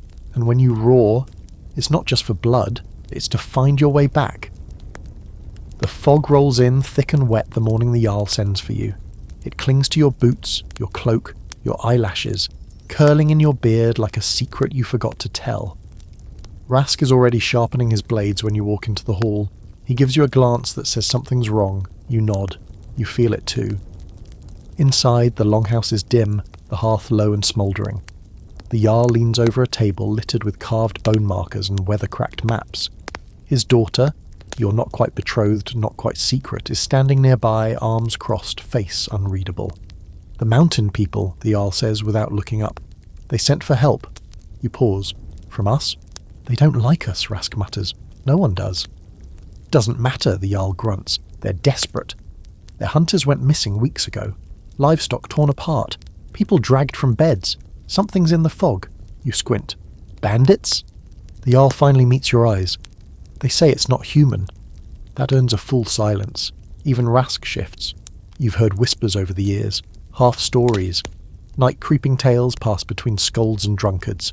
A thing in the highlands that moves without sound, kills without pattern. Sometimes it leaves bones. Sometimes nothing at all. People call it a troll, a wight, a giant. One man swore it was a cursed god, flayed and banished from Asgard, stalking the dark in shame. But those are stories. Except, when the fog rolls in like this, heavy and wrong, you begin to wonder. You're sent with 10 men. Not the full warband, this isn't a raid, it's a scout mission. You're told to see what's true, and if it is, kill it, the Jarl says simply. You set out by midday, climbing the frost-lined trails into the highlands, where the pines grow too thick and the moss hangs like old cobwebs. The deeper you go, the quieter it gets. Even the birds stop singing. The wind loses its voice, the men start whispering without realizing it. Rask walks beside you, unusually tense. I don't like this, he mutters. It's too still, you grunt. You say that every time. He shakes his head. Not like this. The trees are listening, you snort. Then let them hear me coming. But you lower your voice anyway. You reach the mountain village by nightfall. It's smaller than you expected. Just a few longhouses, huddled like scared animals beneath the cliffs. Fires burn low. The people barely look up when you arrive. You're led to the headman, who doesn't speak right away. He just opens the door to his hall and points. Inside, laid out on a stone slab, are what's left of 2 men. Or were men. Their bodies are twisted, partially shredded, limbs stretched unnaturally, bones snapped like twigs, and their eyes, gone, cleanly removed as if scooped. The room goes quiet. Even the warriors who've seen years of battle look away. Something hunts us at night, the headman says, voice hoarse. Not always. Just when the fog comes, we tried fire, steel. Nothing hurts it. We don't see it. We only hear the breathing, and by then... He doesn't finish. You walk outside. The fog is thicker now, coiling around the buildings, blurring torchlight into dull halos. You feel it press against your skin. Not wet, not cold, just wrong. You call for a watch. 4 men on the edges, blades drawn, torches burning. You and Rask take the centre. The others rest with one eye open. You don't sleep, and the night crawls. At some point past midnight you hear it. Not a roar, not a scream, breathing, low, rhythmic, not far off. You draw your axe. Rask steps beside you, blades ready. You hear it, you nod, and then a scream, short, sharp, cut off. You run toward it, pushing through the fog like water. The torchlight dies behind you. Your breath shortens. Your body tenses. You find blood and a blade, but no man. Then you hear it, running, not toward you, around you, circling. You spin, blade raised, every instinct on fire, then silence, and then nothing. You don't see it, but you feel it. The air changes. Something is right there. You swing hard, connect with nothing. The fog parts slightly, and you catch a glimpse. Not a form, not a face, just a shape. Tall, unnatural. Something that doesn't belong in this world or any other. And just before it vanishes again, you see its eyes. Not glowing, not red, just empty, like staring into an open grave. You regroup with the others by dawn. 1 man missing, 2 injured. One swears he saw his dead brother standing in the fog calling his name. Another won't speak at all now, just mutters about too many teeth. You speak to the headman. "We need bait," you say. He flinches. "You mean a sacrifice?" "I mean a trap." You spend the day building it. Torches, trip lines, nets soaked in oil. You leave a single man in the centre, armed but exposed. The rest of you hide, weapons ready. Night falls, fog returns, and the breathing starts. This time it comes from above, from the trees, and you don't wait. You signal the trap. Rask hurls a torch, it catches. The net goes up. The flames dance, and for 1 second you see it. Not a man, not an animal, but something with limbs too long, skin too pale, and a face that shifts. It moves wrong. You and Rask charge. You scream, not a berserker scream, a warning, a declaration. The thing turns, and it bleeds. Your axe strikes deep. It screeches, a sound like ice cracking. It lashes out. You dodge. Rask doesn't.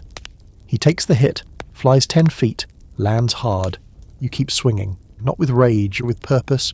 You drive the axe again, and it dies. Slowly, almost reluctantly. When it stops moving, the fog begins to lift. By morning it's gone. The villagers cry, pray, burn what's left. You don't celebrate.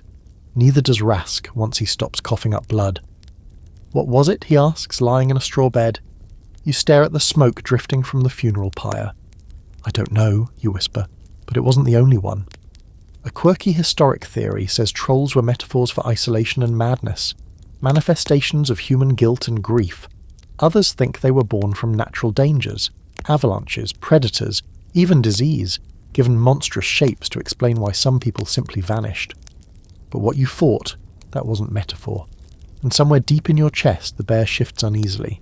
Some enemies can't be defeated, only survived. The mushrooms are dry, brittle, and smell like dirt and death. Ulf hands them to you in a small pouch made of cured seal skin, his face unreadable in the early morning gloom. No instructions, no blessing. Just a grunt and a nod toward the trail leading into the forest. You don't ask questions. You've heard enough. You know where it leads. The trial of Odin isn't a rite they speak about openly. Not even the berserkers. Not even the seers. It's the kind of thing only done when you're no longer sure who you are, or if what you've become is something the gods even recognize. You're not being punished. You're being tested. Or maybe you're the one who decided it's time to stop walking the line between man and monster and just ask the gods what the hell they want from you. So you go. No armor. No blade. Just the pouch. Your pelt. And the pulse of curiosity that beats beneath your ribs like a war drum muffled in snow. The forest is thicker here. Older. The kind of place where trees don't just grow. They watch. Their branches twist like fingers. Their bark looks like skin. You walk deeper until the air changes. Colder. Heavier. Like the earth is exhaling something you weren't meant to breathe. And then you find it. The tree. It's not Yggdrasil, not literally, but it's the closest you'll ever come. A massive ash tree dead in the middle, hollowed out by time and lightning. Ravens nest in the upper limbs. One lands nearby and cocks its head at you. Not curious, not friendly, just observant. It lets out a sharp craw and flies off. You sit beneath the tree and pull out the mushrooms. This is how Odin found wisdom, they say. Hung himself on the world tree for 9 days and nights, pierced by his own spear, starving and alone, just to snatch the runes from the void. You're not going to hang yourself, not unless things go really sideways, but you're here to reach for something. Maybe not runes, maybe just clarity. You chew the mushrooms slowly. They taste like bitter rot and regret. At first, nothing happens, then everything does. The world doesn't spin, it melts. The trees bend, the air thickens. You feel yourself sliding down, not through earth, but through thought. The bear wakes up, not in anger, but in confusion. It snarls softly in the back of your brain like it's not sure what plane of existence you've dragged it into. Your breath slows, your heart starts sinking with something. Not your own rhythm, not even the forests, the trees. Then come the voices.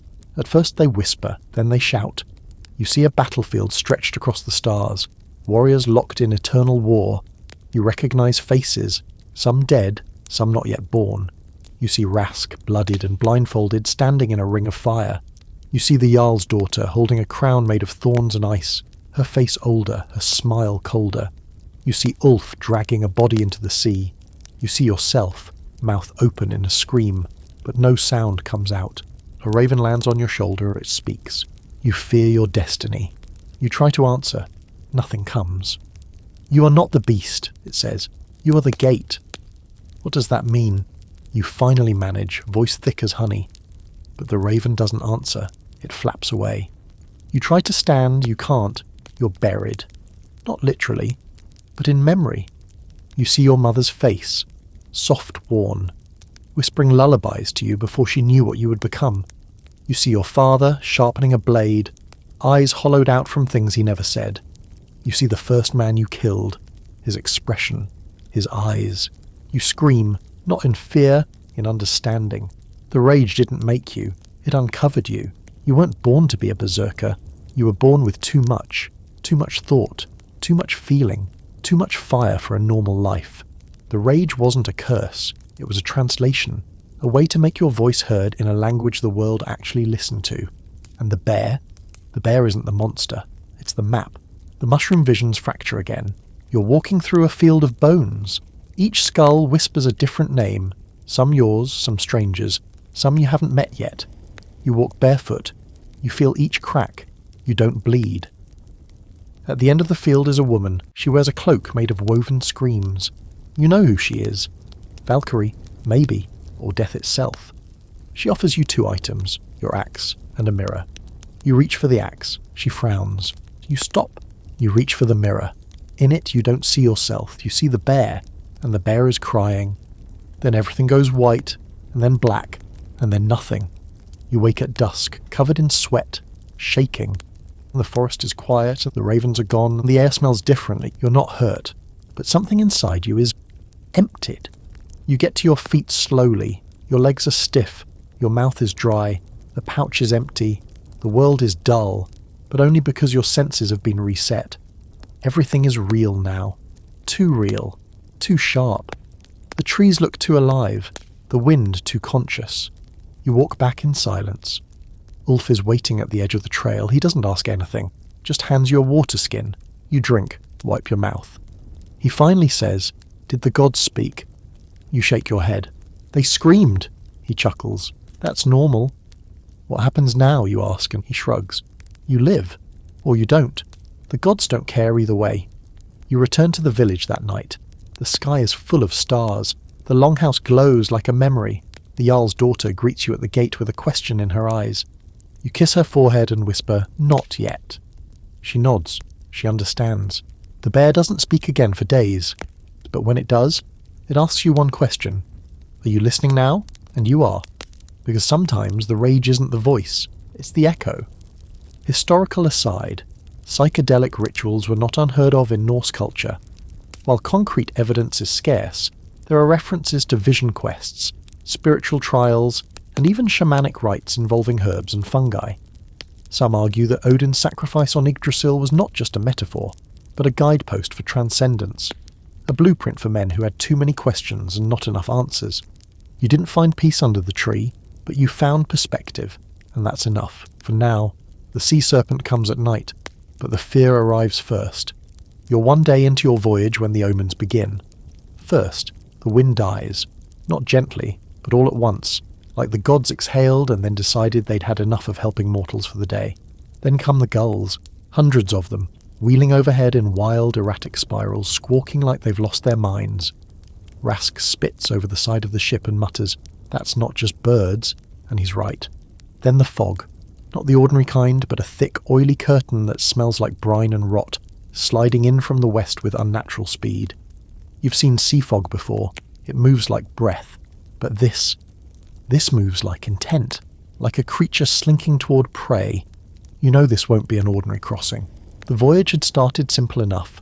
The Jarl received word of a trade ship gone missing between 2 island ports, a quiet diplomatic mission that never arrived. No gold, no bodies, no wreckage. So, naturally he sends you to investigate, because when something strange happens, it usually ends with you knee-deep in something worse than politics. You take a single longship, 20 men, including Rask and a few of the younger berserker hopefuls. The Jarl's daughter watches from the dock as you leave, arms folded, expression unreadable. You'd promised her you'd return, and for once you'd said it without sarcasm. You even meant it.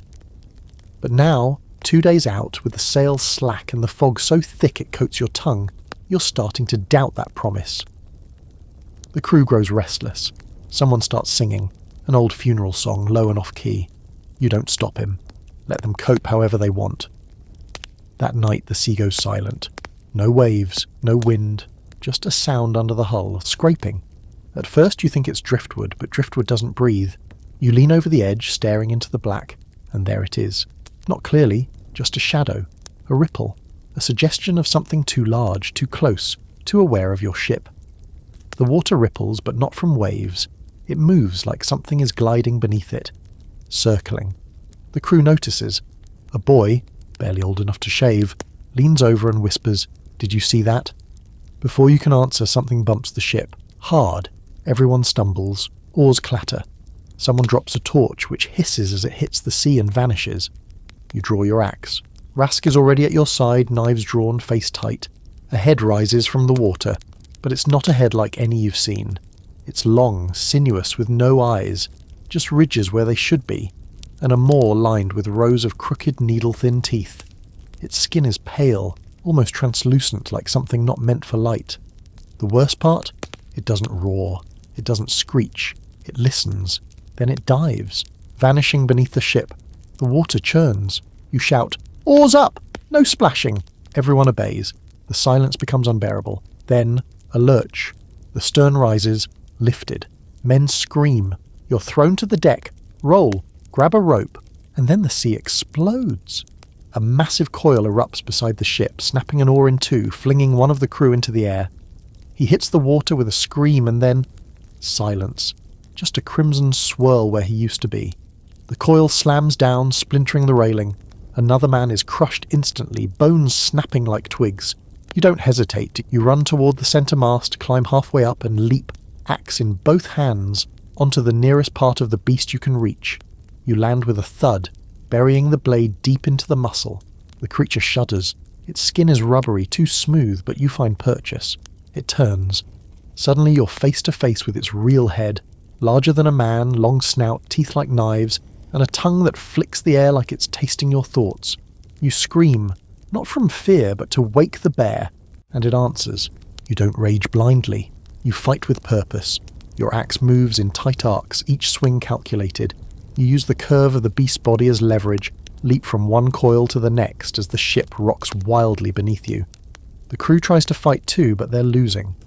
Rask climbs the rigging, then launches himself onto the serpent's back, landing beside you. He stabs deep with both knives, twisting until black blood gushes out. It screams. Finally, a sound so sharp it makes your ears bleed. The beast thrashes, tail whipping the ship's side, snapping boards, tossing bodies like driftwood. You hold on. Rask loses his grip, falls, but lands hard on the deck below, alive but dazed. You climb higher, toward the head, toward the pulsing ridged crown at the base of its skull. There, the weak point.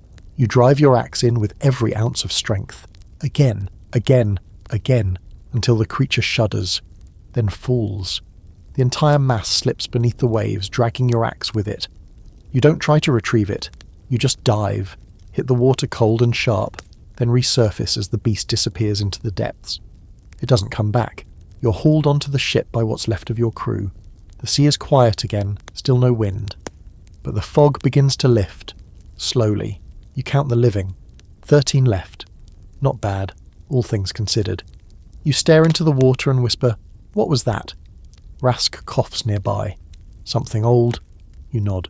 Later, while you sit on the deck with a borrowed blanket and a flask of something strong, someone murmurs the word Jörmungandr. You shake your head. Too small, he looks at you pale. Then it was just a child? No one answers. Strange historical aside. Norse mythology tells of Jörmungandr, the Midgard serpent, so large it encircles the world. But lesser sea serpents show up too, half god, half monster, symbols of chaos in the ocean's depths. Some scholars argue they were metaphors for the uncontrollable forces of nature. Others, they think our ancestors just saw something big and never lived long enough to explain it. You saw it. You survived it. Barely.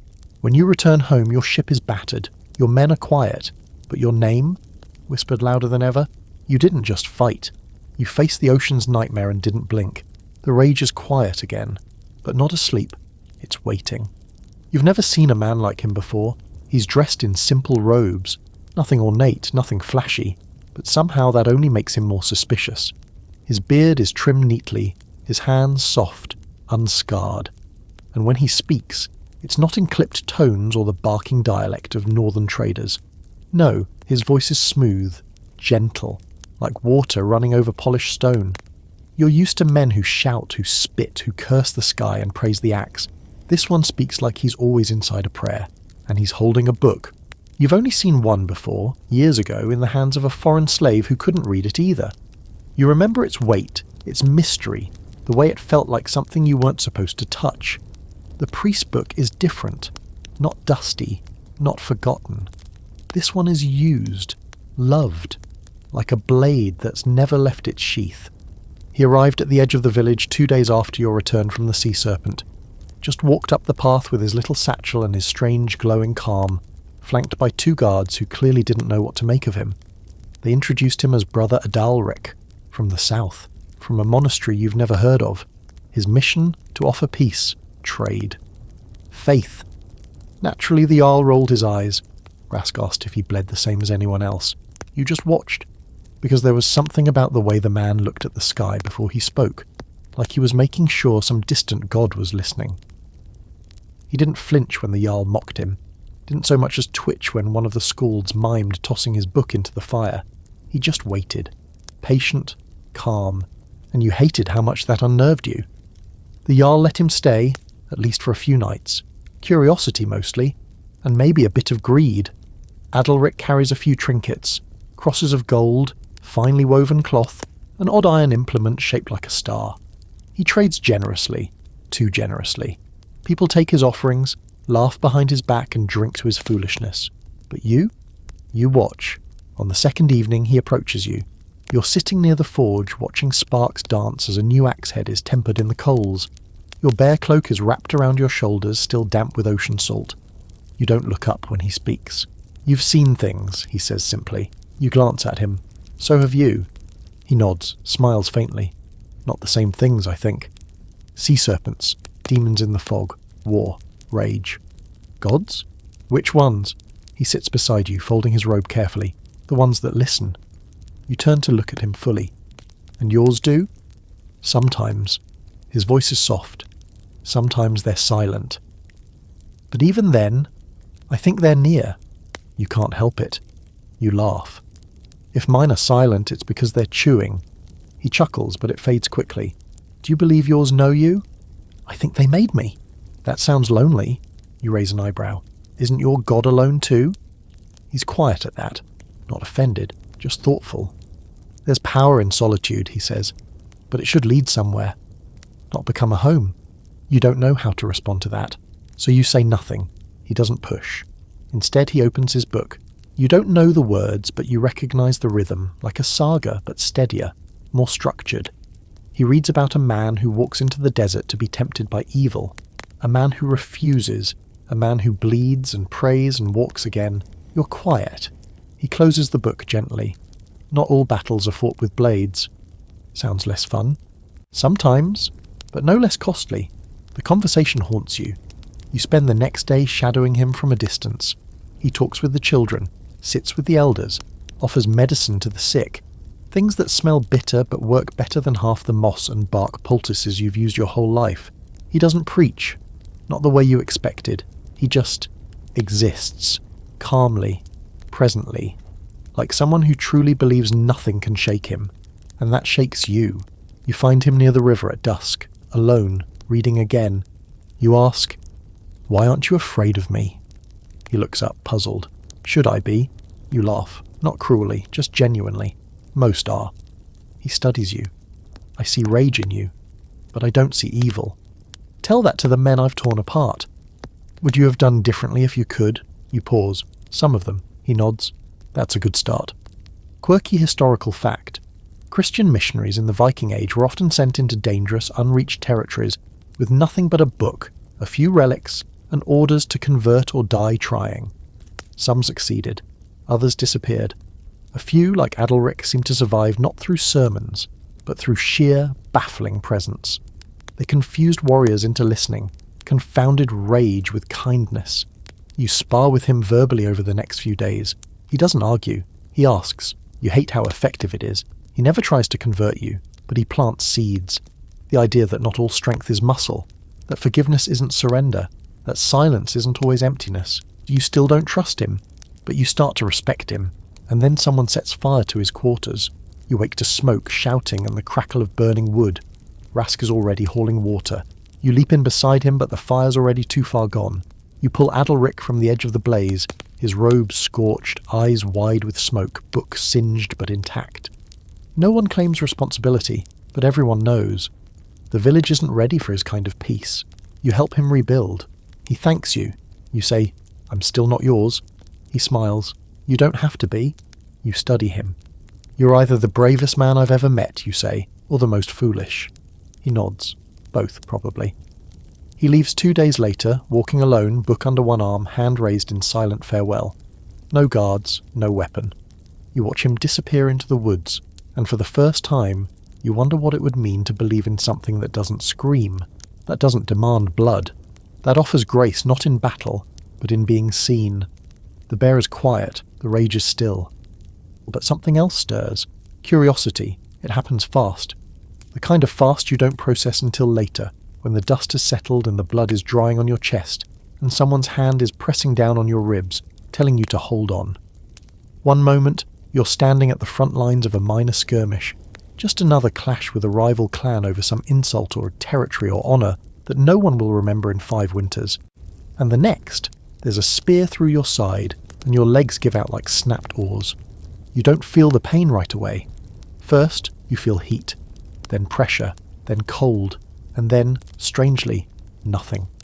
Just a slow collapse into the mud, your hand searching for your axe and not finding it. Around you, chaos swirls. Swords clang. Men scream. Someone calls your name, distant and panicked. Could be Rask. Could be the Jarl's daughter. Could be the gods. Hard to tell. You hit the ground hard, your bear cloak twisting around you like it's trying to protect you, and then the sky, grey and heavy, starts to shrink. Not fade, just narrow, like the edges of your world are curling inward. You think, well, this is it. You even try to laugh, but your mouth is full of blood. They drag you from the battlefield. You remember flashes, faces hovering above you, the blur of trees, the crackle of fire, the sting of something being poured into your wound that makes your spine arch. You hear someone say the word dying. You hear no pulse. You hear not breathing. You hear gone, and then you hear nothing. You die. For real. Or, at least you're not in your body anymore. There's no tunnel, no blinding light, no chorus of golden-haired warriors waiting to welcome you to Valhalla, with horns of mead and long tables piled with roasted boar. There's just snow, endless, waist-deep snow. You're walking, or floating, or being pulled. You can't tell. You look down and see no tracks behind you. The wind howls, but it doesn't move your hair. You're weightless, but still there. Still you. In the distance, something glows. Not warmly, coldly. Like starlight reflecting off a frozen lake. You move toward it, step by step, and with each step the wind grows quieter. The silence becomes profound, as though even your thoughts are being muffled. Then you see her. A figure, tall, cloaked, wings stretched wide, not feathered, not soft. These are not the wings of some dove from a southern painting. These are raven's wings, dark, sharp, unkind. The air around her smells like iron and smoke. Her face is hidden beneath a helm, but you know who she is. A Valkyrie. She doesn't speak, doesn't beckon, she just waits. You step closer, bracing yourself. You're ready. You've earned this. Blood on your blade, scars on your skin. Honour, mostly, intact. If this is Valhalla, you'll take it. But she raises one hand, stops you. You freeze. She tilts her head. Then finally she speaks. You're not done. You blink. What? You're not done. Her voice is not soft, it's not cruel, it's like stone cracking under frost. Ancient. Final. You step forward again. She doesn't move. But suddenly she's closer. She presses 2 fingers to your chest, and you fall. Not backward, not downward, inward. You fall into yourself, and you wake up screaming. The pain is unbearable. You thrash, and hands push you down. Rask is above you, face wild, shouting your name. The Jarl's daughter appears beside him, eyes wide, her hand on your forehead. You're soaked in sweat. Your side is wrapped in blood-soaked linen. Someone is sobbing nearby. Could be you. You're alive. Barely. You spend the next few days in a fever haze, dreamless, or maybe too many dreams, all tangled into one long fog of memory and future and something else. You feel the wound throb, like it's trying to speak. The bear is silent. The rage is buried. All that's left is pain. And something else. A presence not watching. Waiting. The village murmurs. He died. I saw his eyes. Gone. No pulse. But he came back. Rask keeps people away. Threatens to break bones if anyone pokes too hard. The Jarl visits once, stares at you, then leaves without a word. You understand. He doesn't know what to do with a warrior who's already died once. You don't either. Eventually you're strong enough to walk. You limp to the river, stare at your reflection. Something's wrong. Not physically. Your face is the same, the scar on your chin, the flecks of grey in your beard from frost and fire. But your eyes, they're colder, not in a dead way, in a distance way. Like you're seeing things the rest of you hasn't caught up to yet. You find the cloak of the Valkyrie in your dreams now, always watching, never moving. Sometimes she nods, sometimes she says your name, but she never takes you. Not yet. Quirky side note, there are tales of berserkers who died and came back, not as ghosts, not as zombies, as something else. Seers called them twiceborn, changed, blessed, or cursed, depending on who you asked. Some became mystics, some became monsters, some walked into the sea and never returned. You wonder which you'll be. The Jarl's daughter visits you late one night. You don't speak. She just sits beside you, lays her head on your shoulder. After a long silence, she says, "You weren't supposed to die before me." You answer, "I didn't." "But you did." And she's right. You did. You're not the same. Your rage doesn't burn. It waits. Your heart doesn't pound. It listens. Your eyes don't blink. They watch. You've changed. Not into something worse. Not into something better. Just into something that knows it won't get another warning. Whatever time you have left, it's borrowed. And you intend to spend every drop of it earning the extra heartbeat. The dreams come first. Not the familiar ones. No fog-cloaked forests, no burning halls, no twisted beasts lurking just outside your periphery. These are different, sharper, louder.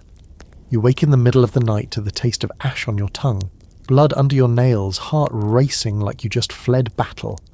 But you're alone, unwounded, alive, and somehow that makes it worse.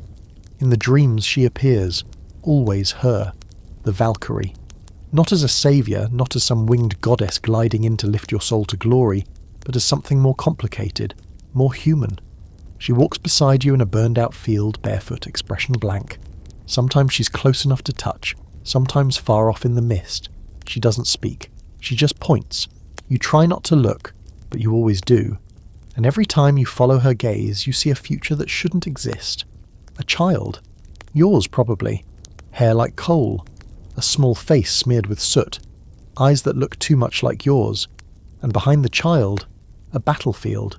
One you don't recognise because it hasn't happened yet. You don't mention the dreams at first. Not to the Jarl's daughter, not to Rask, not even to the fire in your longhouse when you sit alone at night and stare into the embers like they might offer an answer. The village is already murmuring about your return from the edge. You don't want to feed the story further. He died and came back. Now he sees ghosts. No thank you. But the dreams keep coming. And then things begin to change. Animals avoid you. Not dramatically. Just subtle things. Your horse won't meet your eye. The village dogs growl low in their throats when you walk by. A hawk circles over your roof for 3 days and doesn't blink when you stare back. Even your own shadow seems to lag behind you. Slightly off. Like it's remembering something you haven't. And worst of all, the rage feels different. It's gentler, not gone, not dulled, but deeper. Like a river running far beneath the earth. Still moving, still strong, but patient. Then one night the Valkyrie speaks. You're in the dream again, same field, same child in the distance. But this time the sky is bleeding, an unnatural red streaking across the clouds like a wound in the world. The Valkyrie steps toward you. Her face is clear now, not young, not old, Not beautiful in the way men write poems about, but in the way glaciers are beautiful, terrible and unmovable. You've been offered a path, she says. You blink. To what? To choice. Isn't that the same as freedom? No, freedom is for those who haven't been touched by fire. You laugh bitterly. Then what's left? She tilts her head. The burden of guiding others into it. You wake gasping. The fire in your hearth is out. Dead. The coal's cold. But there are footprints on the floor. Bare ones. Just a few near your bed. And then they stop. You do not sleep again that night. The next morning you walk through the village like someone seeing it for the last time. Children play near the mead hall, too young to know what the world does to people. Your warband sharpens blades they may never get to use. The Jarl's daughter stands at the river, her bow across her back, her braid tied tighter than usual. She turns when you approach. You're pale, she says. I don't think I'm pale. I think the world just got darker. She nods slowly. The god's been whispering again. Shouting, she studies your face. Say it! What? What you've been carrying since you died. You take a breath. I saw a child, you say. Her face changes. And it felt like... mine? Silence. Then she speaks, slow and careful. I missed a moon cycle. Your stomach drops. Everything clicks. And suddenly, the dreams aren't just dreams. They're warnings. Not of death, not of your own doom, but of something new. Something terrifying. Something alive. I don't want this to make you smaller, you say. I don't want to become someone who runs from softness. She smiles. You never could. Not really. But if I choose this, you already did. That night, you build a second fire. One for warmth, one for the child, and as you sit between them, the bear finally speaks. Not in a growl, not in a roar, in words. She will break you. You close your eyes. Good. She will unmake you. You nod. Let her. She will make you choose. You open your eyes. I already did. There's a strange truth buried in the margins of old lore. Berserkers were not supposed to have families. Too wild, too cursed, too consumed. And yet, some did. Quietly, on the edges of society. They built homes outside the village lines, raised their children in silence, taught them that power is only dangerous when it forgets who it's protecting. Some of those children grew up and became more than just warriors. They became bridges between two worlds. Rask finds you the next day, sharpening a new axe. He doesn't ask questions, he just says, "So you're going to be a father?" You nod. "Gods help us all," he mutters. Then he grins. And you laugh for the first time in days.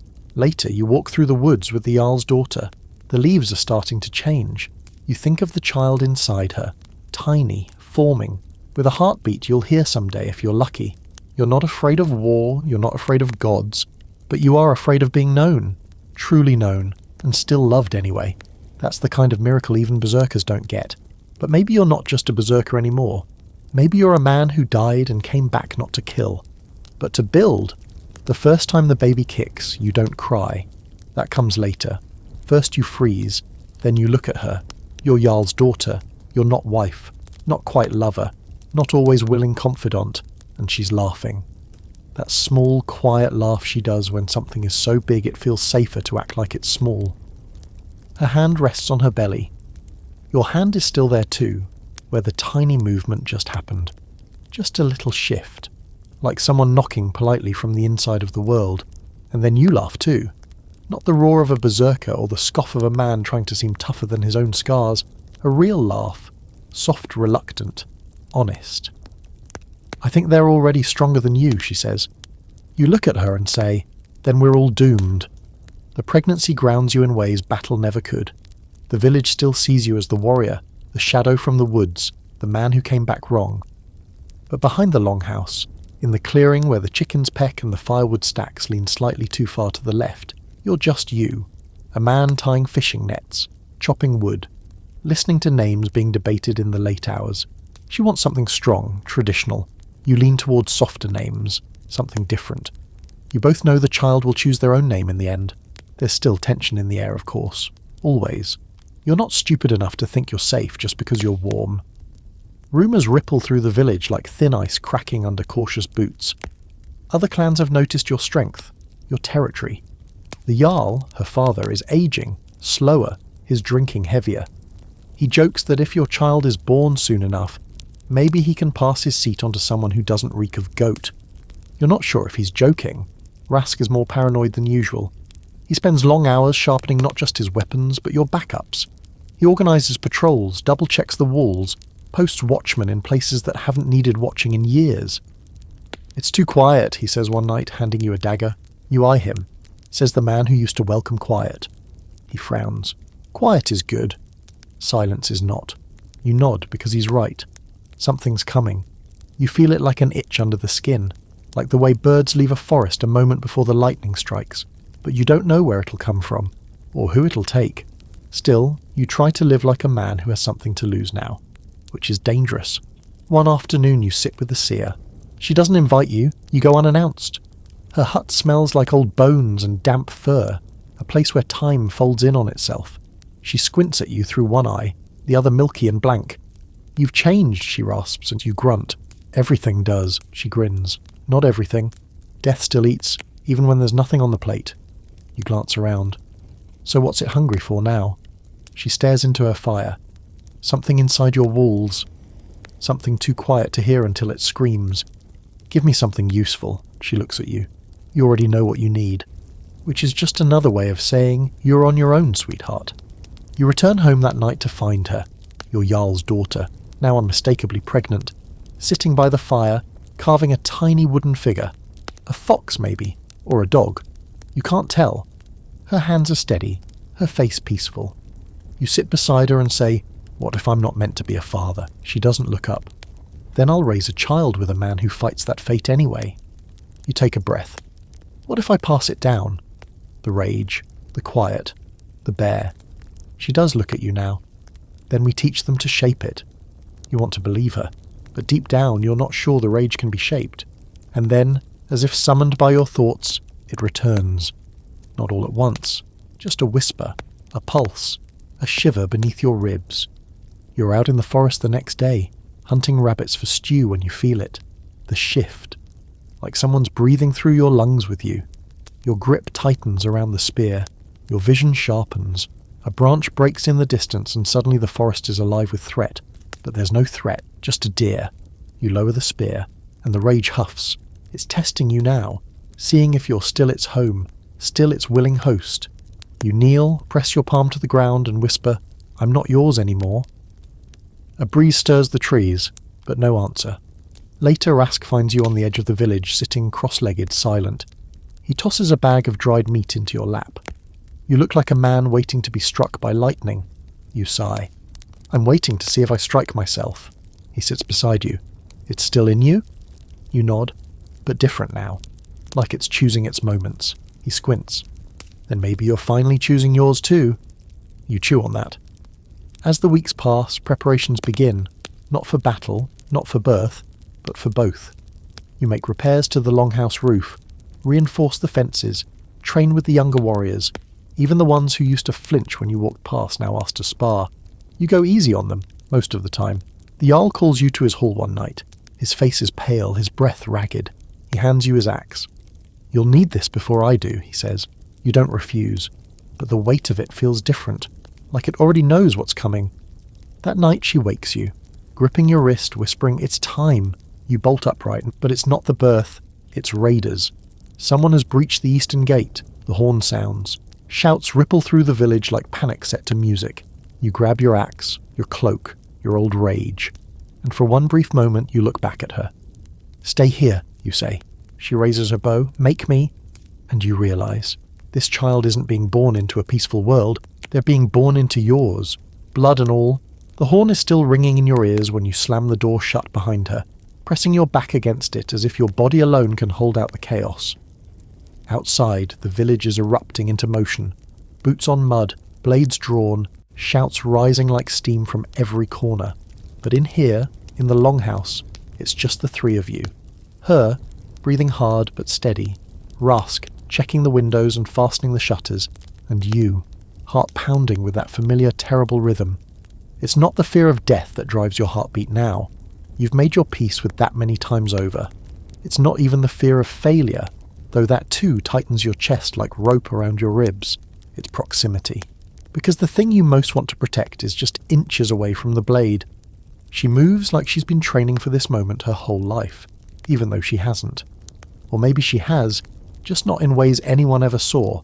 She's lithe, quick, silent, hand on her belly as she crouches and draws an arrow, fitting it against the bowstring without hesitation. Rask looks at her, then at you, eyebrows raised in something like reluctant admiration. "You sure she needs you?" he mutters. You smirk. "I'm not." He nods once, then turns and hurls a throwing knife through a narrow slit in the window. A scream follows. Satisfaction flickers across his face. You breathe out and force your rage to wait. It wants to come. It eagerly wants to come, gnawing at the inside of your chest like a wolf left too long in a cage. But you've learned now that rage should be fed like fire. Not all at once, with care, with purpose. "Eastern walls breached," Rask says, voice clipped. "They came under cover of fog. 2 ships worth." You blink. "No warning?" "None." "So they were invited, you think? Or let in?" You grit your teeth. That means someone inside your own gates sold you out. It also means you can't trust everyone with a sword out there. "They'll go for the Jarl first," you say, "or for the longhouse." "They're already here," she says, not looking at you. You pause. Then you hear it too. Boots outside. Creaking planks. Muffled voices. The unmistakable hush of men trying to act invisible. You gesture for silence. Everyone stills. Then crack. A crossbeam shudders. They're at the rear door. You act on instinct. "Upstairs. Now," you say, pointing at the ladder to the loft. She hesitates. You grip her hand. "They won't take you. They won't take either of you." She nods, climbs swiftly. You and Rask take position. There's no dramatic speech, no last-minute confession. Just a nod between warriors who've seen enough blood to know it always comes back in waves. The door splinters inward. 3 men, one with a sword too shiny to belong to anyone who's ever used it properly. Another with a scar across his nose and an axe you do recognise. He stole it from a corpse 3 years ago. And the third, stocky, fast, eyes darting. Dangerous. You let them in. Rask takes the fast one and you take the scar. The third panics and tries to flee. He makes it halfway to the threshold before an arrow punches through his neck from above. You don't have time to admire the shot. You swing. The scarred man is strong, but he's not you. His blows are heavy but wide. You block, pivot, and drive the butt of your axe into his knee. He falls with a grunt. You finish him without pleasure. Rask is breathing hard. His opponent's arm dangles by a thread, the axe discarded. He wipes his blade on the man's tunic. They weren't trained. They didn't come to fight, you say, realizing. They came to steal something. Upstairs, she calls down. "My water just broke." You and Rask freeze. He stares at you. "Tell me she means the well." You stare up, then back at him. "She means the other thing." "Of course." The gods have an exquisite sense of humour. He sheathes his blade. "I'll hold the door." You go. You hesitate. He glares. "You've earned this moment. Don't make me fight you for it." You nod once, grab fresh cloth and climb. The loft is cramped, lit by a single flickering lamp. She's already laid out a blanket. Her jaws clenched, hair slick with sweat. She doesn't look scared. She looks furious. "Told you," she says between gritted teeth. "This child wasn't going to wait." You laugh to spite yourself. It's time. You've seen death in every form. You've heard bones crack, seen men burned, torn, broken by the gods, or worse. But this is harder than all of it. She squeezes your hand with enough force to remind you she's a Jarl's daughter first, a bowmaster second, and pregnant third. And she doesn't need your pity. Hours pass. Downstairs, the sounds of war rise and fall. Shouts, crashes, metal against metal. Rask yelling insults that would make a troll blush. You force yourself to block it out. You're needed here. Present. You whisper encouragement. Wipe sweat. Offer your cloak for her back. Try to be more than a blade for once. And then, finally, the cry. Small, sharp, alive. You don't breathe. Not until you hold them. This tiny, wriggling storm of heat and lungs and newness. You're scared to move. Scared to drop them. Scared to be seen by someone so clean, so whole. She smiles weakly. "What's their name?" You look at the child. You think of the bear, the rage, the field of bones, the sea serpent, the Valkyrie. You say, "Era," it means mercy. She nods. and downstairs the door bangs open again. Rask roars. The world waits. But for now you stay upstairs. You hold your child, you hold her, and you hold hope. Quirky Norse aside, childbirth was considered a battlefield in its own right. Women were said to go to war to bring life into the world, just as men went to die. Some sagas even note shields placed near beds during birth, symbolic of the fight between life and death. Midwives were warrior priests in their own right. You've known glory in war, but nothing compares to this, to watching someone live. You descend the ladder with Era swaddled in your cloak and your axe in your free hand. Rask meets you at the base, covered in blood that isn't his, grinning like a madman. "About time," he says, panting. "You missed the party." You don't answer. You're too focused. Your ears still ring from the baby's first cry, a sound more potent than any war horn. Your instincts are split, one half ready to rip through anything between you and safety, the other terrified of tripping over your own boots with a newborn in your arms. She follows behind you slowly, pale and spent but upright. The fire in her eyes is still there, just hidden behind the sheer force of endurance. She carries a blade now, too, one of your old ones. It's too big for her, but she holds it like she means it. Outside, the village is smoke and steel. Fires flicker along rooftops. Bodies dot the paths. Some yours, some theirs. The eastern gate is splintered wide open, and beyond it, in the woods, figures move fast, retreating. The raiders came hard, but not long, a strike meant to wound, not to conquer. The Jarl's longhouse still stands, though the top beam leans precariously. Someone's nailed 2 severed heads to the front wall. You don't ask whose. "They fled once they realised we weren't broken," Rask says, limping alongside you. "Cowards." "No," you say. "They saw what we were protecting." You feel it now more than ever. You're no longer just the village weapon. You're its wall. And the child in your arms, not just a new life, but a declaration that something new can be built in the shadow of old gods. You head for the healing hut, where the few remaining women and elders tend to the wounded. The smoke stings your eyes as you step inside. The air smells of herbs, blood, and hot iron. They take her gently, lay her down. One of the older women, eyes clouded but hands steady, offers a nod of quiet approval. She doesn't say anything about the baby, just takes Era and wraps her tighter, then hands her back to you. "You're not cursed," the old woman says softly. "You're claimed." You sit on the floor, back against the wall, baby in one arm, axe across your knees. You don't know if that's a cradle or a threat, but it feels right. Outside, hammers are already ringing against timber. The rebuilding has begun. Hours pass. She sleeps in the cot beside you. Era sleeps in your arms. You don't, because you can't. Not yet. Rask returns after nightfall. His face is bruised, his right arm wrapped in cloth. "We found one of the men who let them in," he says. "Traded information for silver and promises." You nod. You expected that. "What do we do with him?" he asks. You glance down at the baby. Then you look at your axe and you shake your head. "We don't kill him." "Not yet." Rask's brow furrows. "That's not like you." "No," you murmur. "It's not."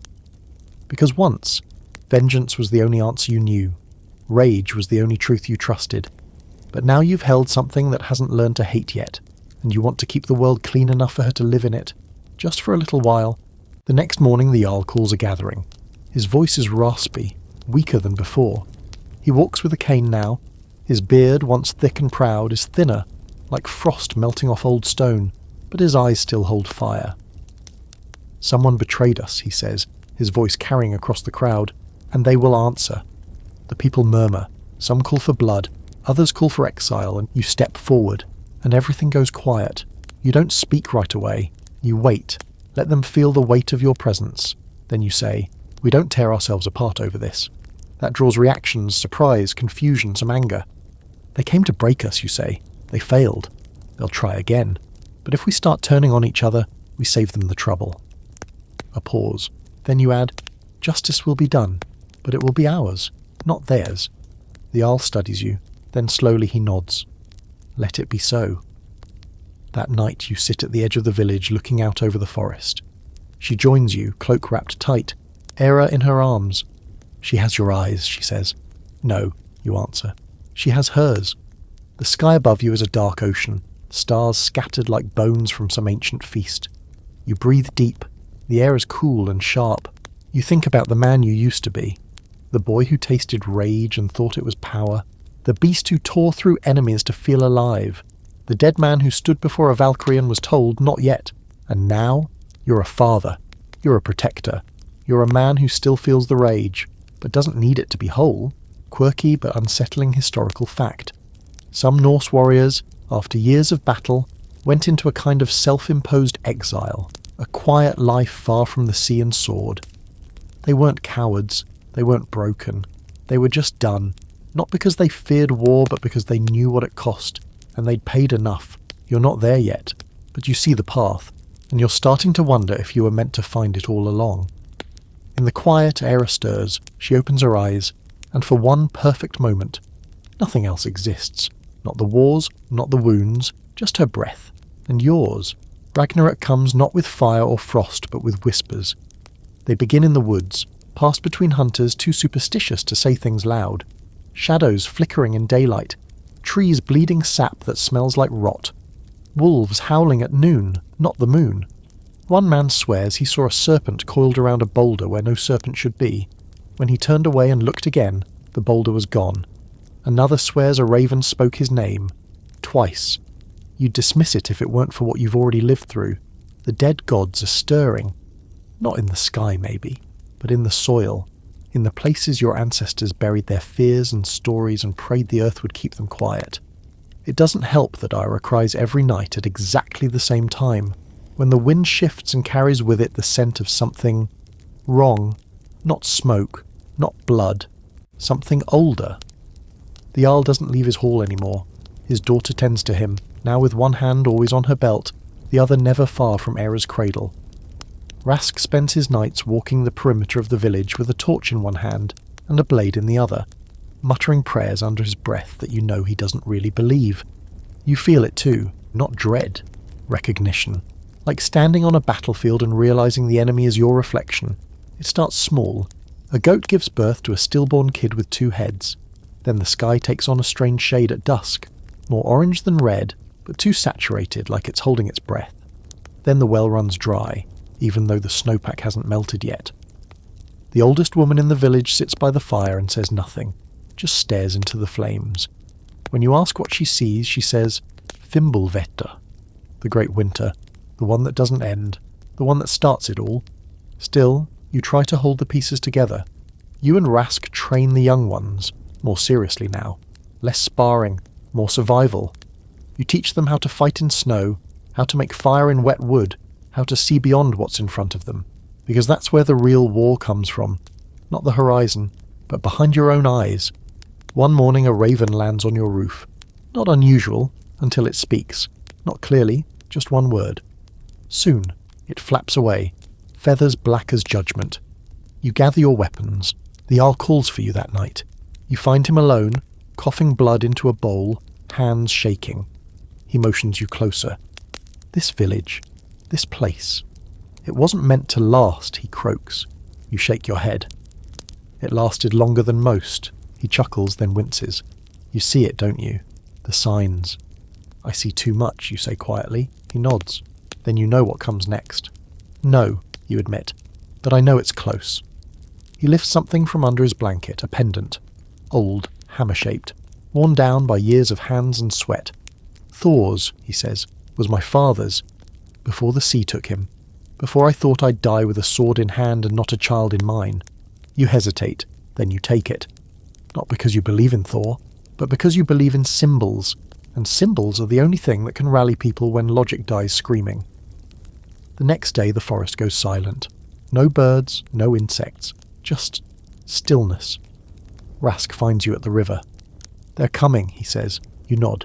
You don't ask who, you already know. That night you take Era to the high point on the ridge. You carry her in your arms and she stares up at the stars, gurgling softly. The air is too warm for the season. The moon is too close. You whisper to her, if I don't come back, find a way to remember who you are, not what they make you. She reaches for your beard and tugs. You try not to cry. The next morning they arrive. Not an army, not a horde, just a man, cloaked in black, face hidden. He walks into the village like he owns it. Everyone watches. No one speaks. You step forward. He stops a few paces from you. You can't see his face, but you feel his eyes. "You've been marked," he says. "Many times," you reply. "You'll have to be more specific." He tilts his head. "You've been dead." "And you came back." "I did." "That means you opened something." "I didn't mean to." "It doesn't matter. Now it's open, and what's behind it is coming." You tighten your grip on your axe. He doesn't flinch. "We're not ready," he says. "Who's we?" He doesn't answer. Instead, he pulls back his hood and reveals a face you've seen before. Yours, almost. An older version, a future you. Scarred differently, eyes colder, jaw clenched. "You're lying," you whisper. He shakes his head. "I tried to fight it. I failed." You don't move. "Tell them," he says. "Ragnarok isn't war. It's remembrance. The world doesn't end because we fight. It ends because we forget why we did it in the first place." Then he vanishes. No smoke, no scream, just gone. You don't sleep that night. You sit by the fire holding Era, staring into the flames. She's quiet. The bear inside you paces, not growling and not ready to attack, just nervous. It's the first time it's ever felt that way. You whisper to the child in your arms, "Whatever this is, we face it together." You kiss her forehead, and the flames flicker. The wind howls, and far off in the woods something howls back. Debatable bit of scholarship. Some argue Ragnarok is metaphor, symbolic of the cycle of death and rebirth. Others think it's a memory, passed down from a real natural disaster or collapse. But a few, very few, suggest it's a personal prophecy. One that comes for each warrior in their own time, in their own way. A reckoning, not for the world, but for you. You wake before dawn, not from a sound, but from absence.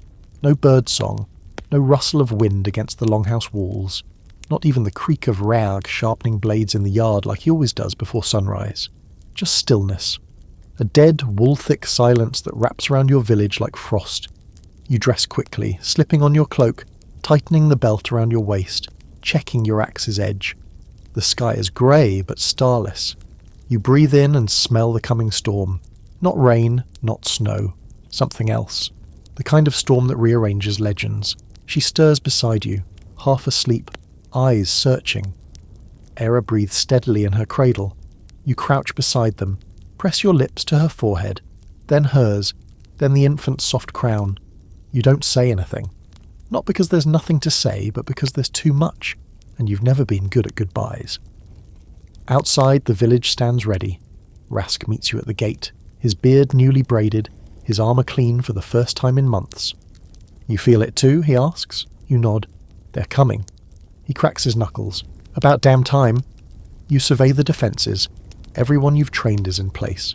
The older ones, the wounded, and the children. Hidden. Somewhere behind stone, guarded by those who've aged out of war but never out of vigilance. You told them to run if things turned. They said no.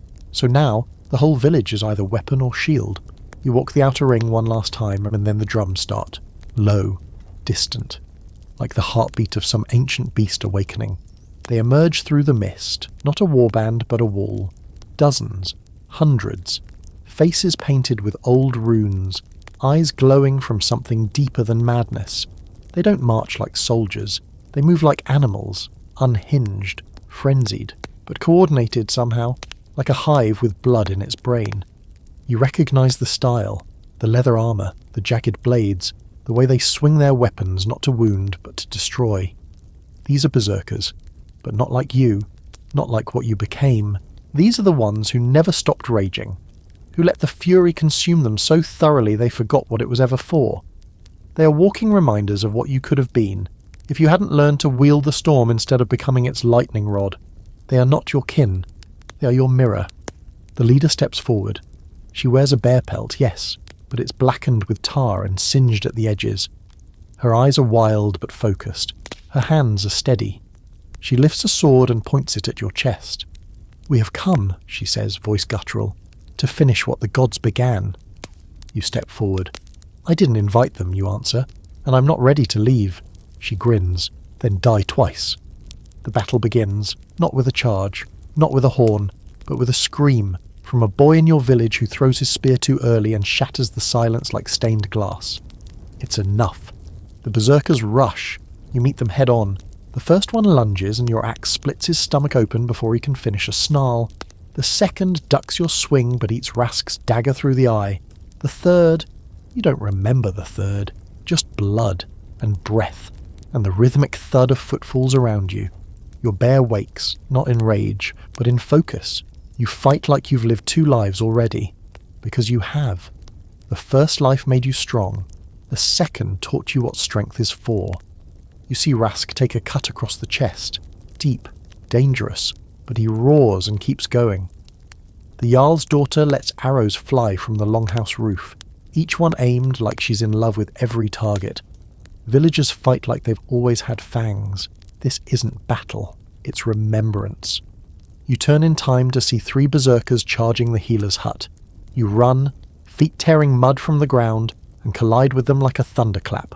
One goes down under your boot, the next you disarm, twist and break. The third swings wildly. You duck, grab their wrist and drive your axe into their spine. You don't think. You do, and still they keep coming. Dozens become more. They pour from the trees like ink spilling across a page. You realise mid-swing that this isn't a raid. It's a purge. They want every part of the old world gone. Even the quiet rage, especially that. And you're its last offender. You climb the watchtower, shout orders, redirect defences. You throw a hammer to one warrior, toss a second blade to another. Rask covers the flank, but you see his limp worsening. You leap down, land hard and help him hold the line. He coughs blood. You sure you're not already in Valhalla? Feels too warm, you grunt. Then something changes. The black pelt leader calls out a word, Skelfer, and suddenly they stop. Every one of them, frozen, breathing hard, eyes locked on her. She steps forward again. We didn't come for you, she says. She points toward the longhouse. We came for what you made. Error, your chest tightens. No, you say. Yes, she counters. No child born of death and rage should live. You grip your axe tighter. Then you'll have to kill me. She raises her arms, and behind her, the berserkers howl. It's not a sound, it's a calling, a storm of voices unified by one purpose, to end your line. But you're not a line. You're a wall, and walls don't fall without taking everything with them. The next few moments are blood and breath. You charge, they meet you, and the final war of your kind begins. Historical side note, there is no record of a last berserker war, not officially. But legends speak of entire villages vanished, of forests soaked in blood that would not grow green again for decades. Some say berserkers turned on their own in the end, those who wanted power versus those who found peace. What happened to those who survived? No one knows. But the stories, they always end with a child. One who carries the memory, one who inherits the quiet, one who remembers what rage should have been. It ends at sunset. Not in a blaze of glory, not in the ringing of swords or the triumphant roar of victory, but in exhaustion. Pure, bone-deep, soul-wrung exhaustion. The kind that clings to you like damp ash, even as the last enemy falls and the air turns still, even as the sky softens into molten gold and shadows stretch long across the blood-soaked ground. You're on your knees in the middle of the village square, your axe buried in the mud beside you. Your cloak is gone, torn somewhere in the fray. Your arms ache. Your chest burns with every breath, and your legs threaten to collapse beneath you, held upright by stubbornness and muscle memory alone. But you're alive, barely. Smoke rises from the eastern wall, black and thin, curling upward like a whisper. Bodies are everywhere. Berserkers, villagers, strangers who came to kill and were killed in turn. You don't even know which side some of them belong to anymore. That's the thing about war. Eventually everyone just looks dead. Across the square, Rask limps toward you. His face is smeared with dirt and blood, one arm hanging uselessly at his side, but he's upright. Breathing. That counts for something. You still with us? He rasps, sitting beside you with a grunt. You nod. Mostly, he spits into the mud. Never thought I'd outlive a war like that. You glance sideways. You didn't. He smirks. Fair. The Jarl's daughter finds you both a few moments later. She's barefoot, still in her leathers, streaked with sweat and soot, a short sword dangling from one hand like it's part of her arm now. She doesn't speak. She just sits beside you and leans her head on your shoulder. Is she safe, you ask? She nods. With the elders? Unharmed. You let yourself breathe. A real breath. Not the shallow, panicked gasps of survival, but one from the chest. Slow. Full. Then you look out at what's left of your home. It's ruined, but not destroyed. The longhouse still stands, charred but upright. The healer's hut smoulders but can be saved. The well's been hit, but water still seeps from the earth. And the people? Fewer, yes. Wounded, certainly, but alive. And already, even now, you see them beginning to move. Picking up the fallen, tending the fires, carrying wood, building. Again. The black pelt leader is dead.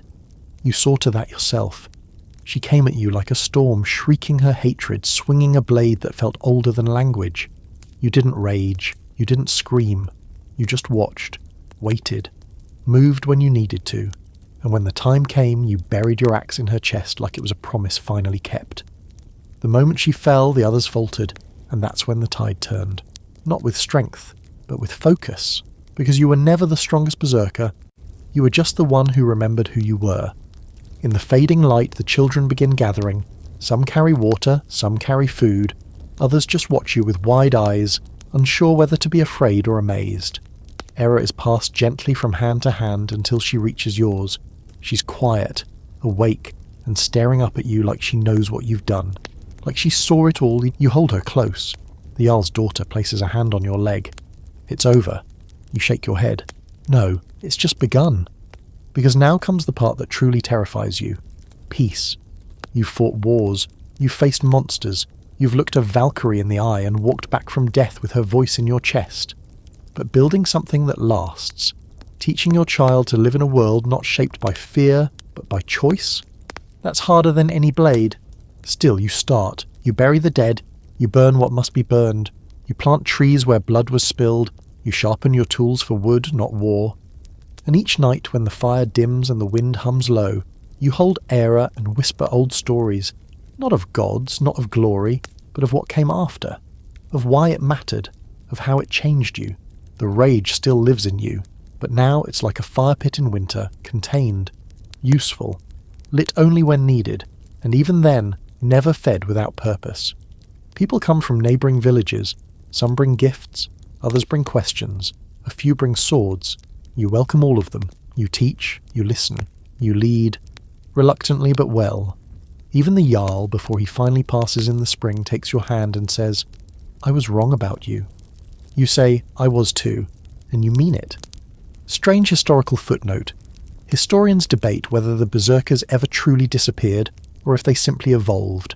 Some believe their bloodlines scattered across the north, their stories diluted into superstition. Others believe they chose to vanish, blending into villages, choosing families over fire, memory over myth. Some even say they became kings, quiet ones. As for you, you never claim a crown, you never carve your saga into stone. But when Era takes her first steps, when she says her first word, light, you realise your legacy doesn't need runes, it's walking. The village eventually forgets the war, not entirely, but enough. Seasons pass, trees grow where battle once roared, new homes rise, new names are given, and the word berserker starts to sound less like a warning, more like a bedtime story. You still train, still guard, but mostly you watch, and when the wind shifts and the bear inside you stirs, you smile. Not tonight, you say. Not anymore, because you didn't survive to keep fighting. You survived to remember why you fought. You survived to end it. At sunset, years from now, Era stands beside you, taller now, strong. Her bow slung across her back, her hair tied with the leather. She squints at the horizon and says, "Tell me again about the last Berserker war." And you do. You tell her everything, because stories keep us human, and this one is yours. And so, at the edge of the world where the fjord kisses the sea, you finally let go. Not of everything, no, not of your strength, or the lessons carved into your bones, but of the need to always be something. A warrior, a threat, a guardian. You've lived all those lives.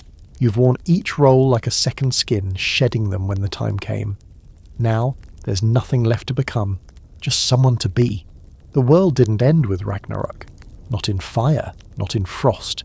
It ended in the quiet, when you realised the gods weren't waiting for you at the gates of Valhalla. They were watching from the cradle, listening from the hearth, resting inside the hand of a child who laughs without knowing why. Era grows, and every season brings something new. A question you can't answer. A truth you never considered. A fire that doesn't destroy, but warms.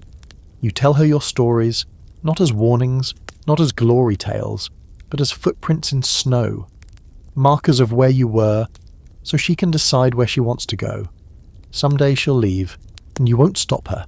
You'll stand at the edge of the village, watching her vanish into the trees bow across her back, heart unburdened by rage, and you'll smile, not because you're at peace, but because you made peace. It's a strange thing for a berserker to be remembered not for the blood spilled, but for the child who lived. But that's the legacy you chose, not as a warning, as a beginning. So, if you made it this far, still awake, still breathing, maybe you were meant to hear this story, to carry it, to shape your own. Sleep well, warrior, but the fire's low, the night is kind.